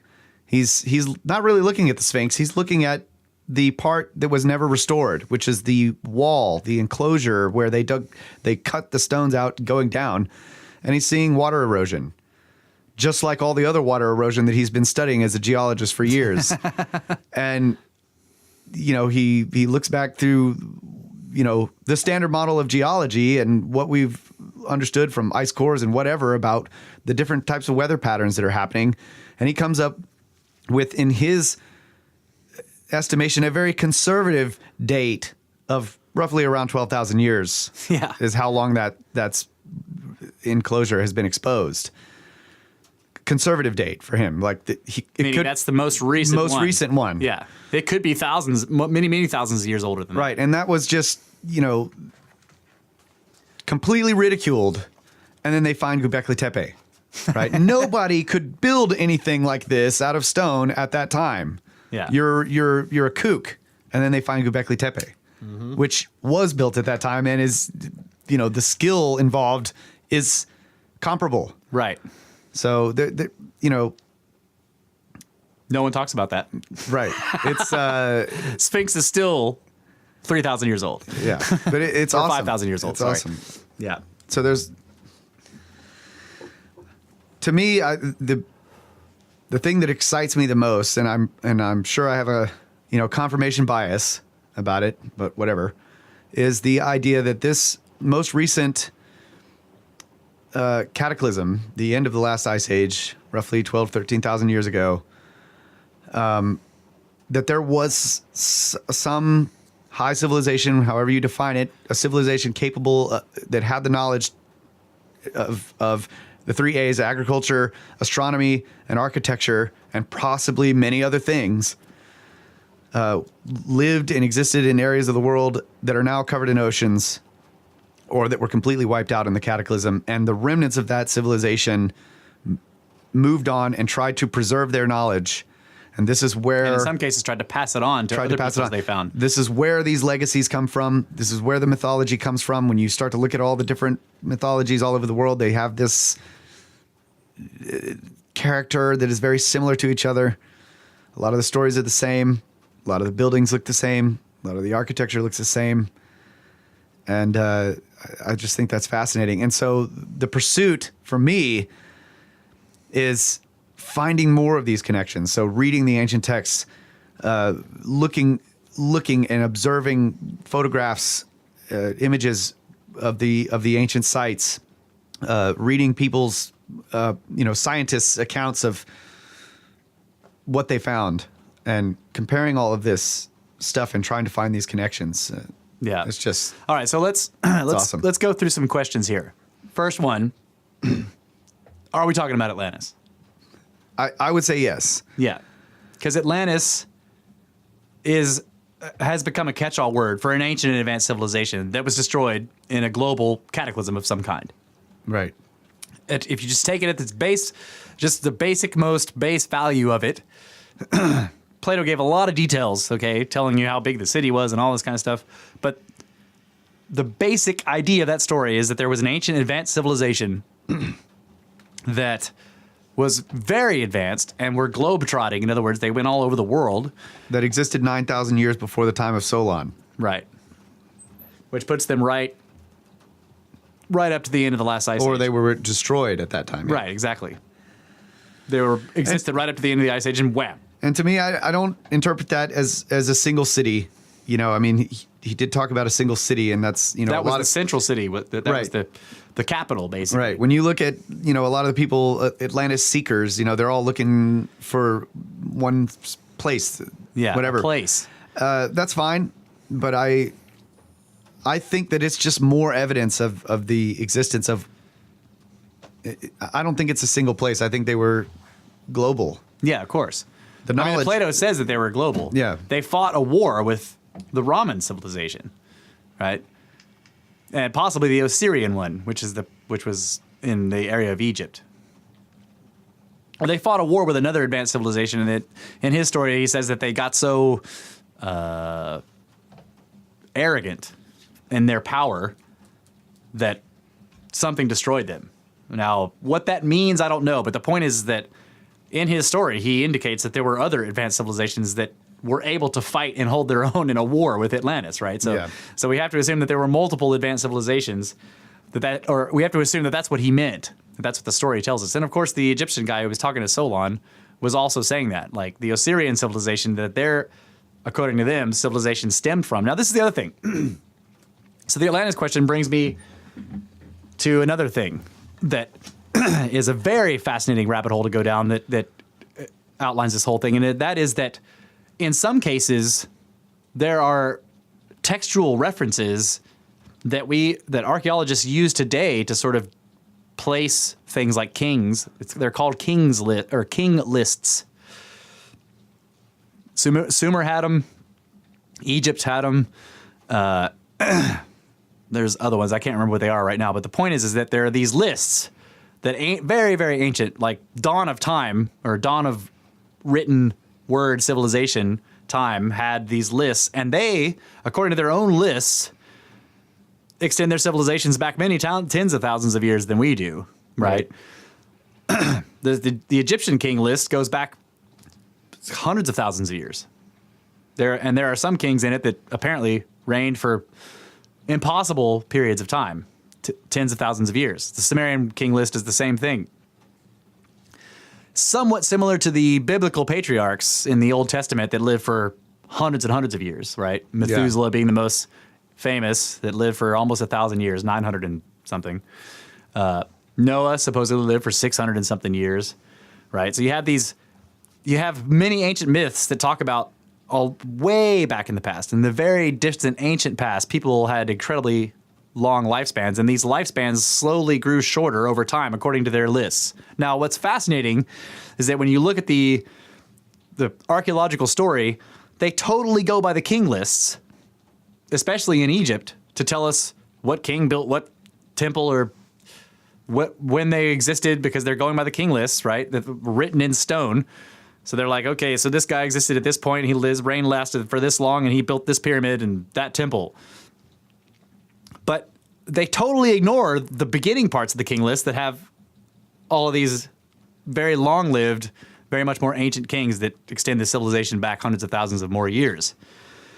So in other words, they have this whole list, and they're like, well, this part of it we believe because it fits our prejudices, but this part is bullshit.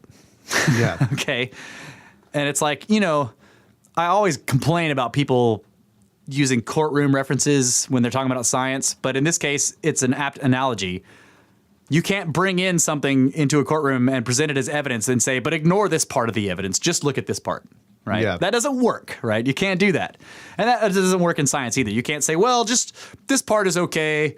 This part's bullshit, right? No, you have to look at all the evidence. And if you're going to say that you accept this part, then you have to explain why you don't accept this part. And their explanation is it's obviously mythological. Yeah. Obvious to what? Because you don't believe it, right? You believe this part and not that part. Yeah. And these lists were official, right? So the explanation there is like, well, they had this mythological beginning of their civilization. Everybody does that, right? All these ancient civilizations had these. They like to pretend that they came from these like auspicious beginnings with these gods. It's kind of the mammoth in the room, right? Yeah. They all have these mythological beginnings, right? Oh, they all do it. The Really? scientists don't accept, right? Right. We did that. We created an entire mythology about how we all came from Europe. Yeah. And other Totally places in the world. fabricated. Yeah, it was just made it all up. There was a king, and he sent us all over here. Yeah. It's totally fake. Right. It's a completely fake story. So the king lists are, to me, a large chunk of evidence that I was fascinated with for a long time, still am. And they're not explained. And and really, when you look at the spans of time, they're mathematical in some ways. They have all these various strange mathematical things in them. Processional numbers, yeah. Right, processional Astronomical numbers. Astronomical numbers. And that may or may not mean that there's something more going on there than just giving a list of kings. But it isn't clear why they suddenly started giving a list of kings that had, quote unquote, believable lifespans. And then they had lists that were unbelievable. And of course, the archaeologists will say, well, the dividing line is where it became myth, right? And you're like, well, why was that dividing line there in the first place? And my question is always like, why do you follow this part of it as though it's gospel and get mad at anybody who thinks something differently, but the rest of it is all myth, and get mad? You get mad if anybody believes that part. Yeah. I mean, why don't you at least, try to understand why this might be happening? And okay, to give some people credit, that some people have. There have been plenty of people who have looked at the King's List and tried to understand the lists in terms of math and said symbolism or whatever, and said like maybe these kings did. But even if you did a whole bunch of math and like got the reign times of these kings down to quote unquote believable lengths, you still have a civilization that is far older than you initially thought it was. and that the standard model says it is now. So I love the King's List subject. Yeah. So a lot of ancient civilizations have these quote unquote myths that put their beginnings as going, or not even. So a lot of the South American civilizations, they're not even talking about their own beginnings. They talk about much more ancient previous civilizations that were not them. Right. Right. And then in some cases, what's even more fascinating there are some sites, and this is the ones I know the most about are in the Americas, but there are also ones elsewhere in the quote unquote old world where there are no legends about them. No one, including the locals, have any idea where they came from or how they got there. Yeah. Those are also fascinating, you know. Like, for example, there's a site in South America in Peru, on the border of Peru and Bolivia, where when the Spaniards that were there, you know, first showing up or whatever, they asked the local natives, like, and it was it's all these megalithic blocks all over the place. Pumapunku. Yeah. The Spaniards asked the locals, like, well, did you guys build that? And they're like, no. That was the gods, is what their answer was, basically. But it's basically more like, we don't know. It was obviously the gods, because look at it, right? Yeah. That was basically the answer. So, Nan Madol is kind of like that. There's a place in the Pacific, in Oceania, on an island called Pompeii, I think, or it's not like Pompeii in ancient Greece, but it sounds like that. The island is called that. But the place is like completely anomalous, built out of unbelievable megalithic stones, and there are millions of tons of it. And there aren't any, no one knows who built it. The natives that live on the island are terrified of that entire side of the island. They won't even go over there. Yeah. But if you look at the archaeological story, it's like 1,500 years old. Yeah. And they attribute it to the people who were last there that lived in some of the remnants of the structures that were building fires in there. They're like, well, yeah, there's old fires here, and we date it to being, 1,500 years ago. I'm like, okay, that's like going back to the analogy of the house. You attribute the entire house structure to the last people who built a campfire on top of the platform. Yeah. So that happens with a lot of ancient cultures. That's another thing, like the Moai on Easter Island, for Right. example. Like they attribute all that to 1,500 years ago or whatever. Mm-hmm. Right. That the Easter Island statues were all cut and put into place within 100 years of when the Europeans showed up. Yeah. But what's fascinating, and I found this out by I was digging through some museum had a sort of a catalog of images of Easter Island stuff, and then some of them were these sketches, very detailed, beautiful pencil sketches done by some of the first explorers to show up at Easter Island, right?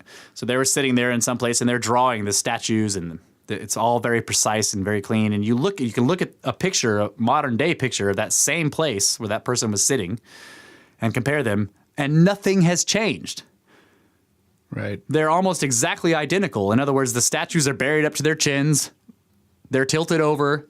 And so if that's true, and that European who showed up there and sketched that less than 100 years after those statues were put in place, you have to believe that all of the burying of the statues, which is in some cases 30 feet or more of material, happened within 100 years of them being put up and then stopped. Yeah.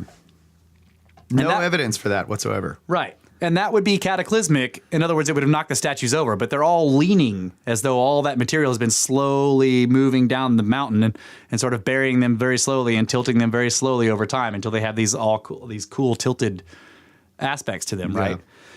So, but it's crazy. You look at these very old European drawings and then a picture of it in the modern day, and they look exactly the same. Yep. And there's a platform there that the stonework on the platform is identical in nature to stuff in Peru. Yeah. And in ancient Greece. The really old stuff like down in the Osirian or whatever in Egypt. It's just like... And that platform, one of the stones is a piece of a statue. Yeah. Remember that? Yeah. You can see that they reused something there. It's like, so in a lot of cases... And there's writing there that was found that looks nearly identical to another form of writing that was found in Turkey or something like that. The Mohenjo-Daro stuff. Okay, yeah, the Rongo writing from Easter Island Easter looks Island. exactly like the Mohenjo-Daro script, which is... And neither one's ever been translated. They don't know... Mohenjo-Daro is like East India-Pakistan border. Yeah. It's just... Everything we know is wrong. That's basically the deal. In a lot of cases... That's why we give out certificates of That's right. ignorance. Certificates of ignorance, because everything we know is wrong. And until you admit that we're wrong about everything, you can't start trying to figure out what's right.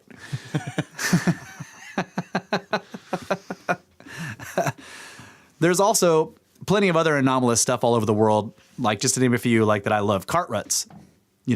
Ruts in stone that look like they were made by wheeled vehicles when the stone was soft. And there's examples of this in the Americas, in the Mediterranean areas. There are a ton of them on Malta. They're in Turkey. They're probably elsewhere. I'm sure there's some in Egypt, but most of them are probably under the sand. One of my favorite things is the legends of magic and how they are everywhere you look to find anything on these old ancient legends of magic. It's all astronomical. Yeah.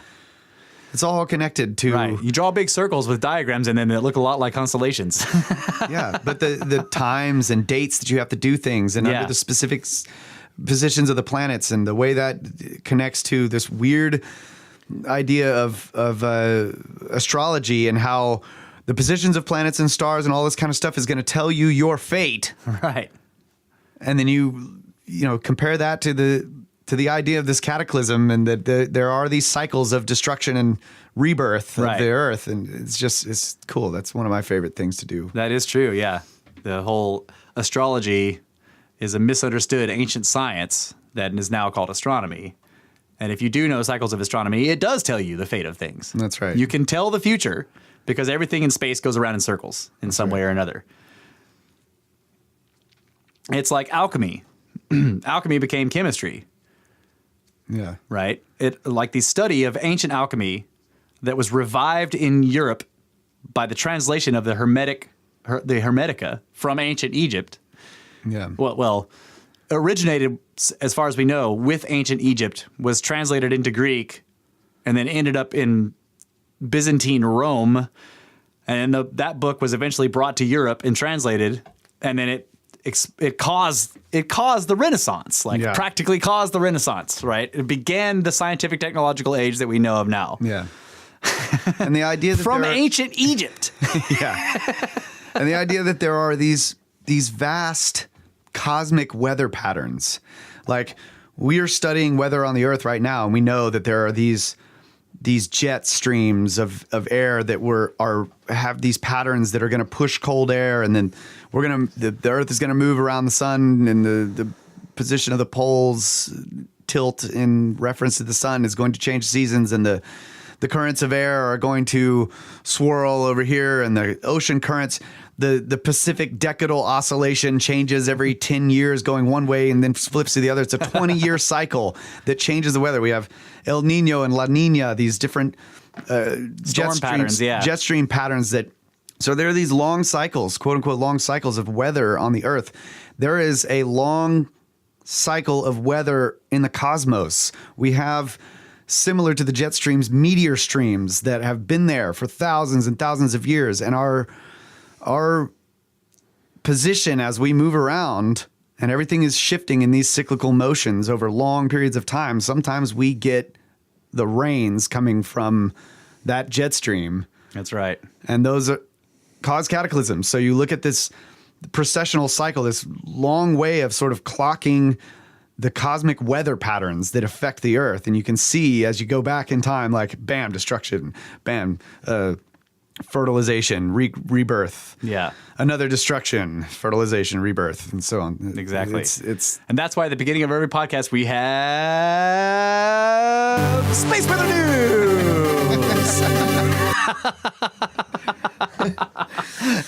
very important. Space Weather News is incredibly important. We have a variable star. That's right. And we have a variable universe.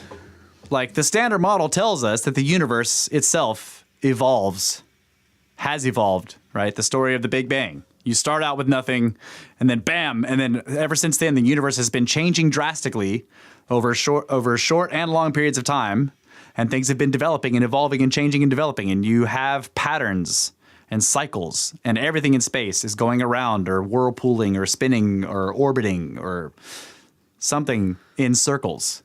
And so when you see these ancient sites with spirals all over them, you know, and then there are these long, sinuous, snake-looking forms that are built into the ground that like just happen to like predict freaking lunar eclipses. Yeah. And then it's like looking at all of that stuff, then you start to ask yourself, what would we do, you know, if we experienced some cataclysm? And that's... What would Snake Bros do? No, Awesome our civilization. Oh, okay. Awesome fossil face. That's right. Strike a pose. Try to become an out of place artifact. That's right. No, but as a civilization, what would we do? We would try to preserve these #UPart challenge. These fundamental understandings of the universe. Like, hey, we're actually going around. That sun is what's giving us the energy of life all the time. So you could see we're trying to preserve this knowledge, and then eventually people, what we call quant suff it, they lose the context and they start worshiping the sun, quote unquote worship. Right. And it's we're trying to tell them that is where the energy is coming from. Right. Exactly. Well, I think we've done the best we could on the broad brush, not diving into the rabbit holes too far, but showing you where all the rabbit holes are idea. And thanks for the suggestion. That was a good suggestion. We needed to do this. Yes. At least give it a shot. It was a fantastic suggestion. I totally enjoyed doing this show. That was a lot of fun. We haven't done something like this since the beginning, so. We'll do it again on episode 164. Yeah. All right, you guys can get a hold of us at brothersoftheserpent@gmail.com. You can visit the website at brothersoftheserpent.com. Comment there. Check out the encyclopedia and the glossary of terms. That's right. And follow us on Twitter. I'm having all kinds of awesome Twitter conversations with people, and I'm posting pics there. And the Twitter handle is @SnakeBros with no vowels, SNKBRS. And share the shows. That's right. And don't forget to donate to our pyramid scheme, which sends us straight to pyramids. You can find the donate button on the upper right part of the website on the front page. Yeah, and thank you everyone who has donated. Yes, thank you guys so much. We are getting more donations, and it's totally awesome. Thank you, and you, and you, and you, and you. That's right. And also, I want to tell you guys again, this dude, History Shift, Brandon Ricks, has become even more awesome since the last time I told you about him. You can follow him at History Shift on Twitter. He always posts lots of cool stuff there. He has a YouTube channel. You can find him at History Shift. Just look up History Shift on YouTube. You can find him there. He has been making the Snake Bros podcasts into videos to post on the internet, and he's already sent me like 8 or 9 of them. I'm redoing. Oh my God. Yeah, he's so awesome, dude. I just want to tell you, Brandon, History Shift, dude, you're awesome. And the conversations we're having that are ongoing are also awesome. So you're a badass, bro. Thank you so much. You are a godsend. And I think that's it. Thank you guys so much. We also love all of you listeners. You are also totally awesome. Good night, Adamu. Get back to work.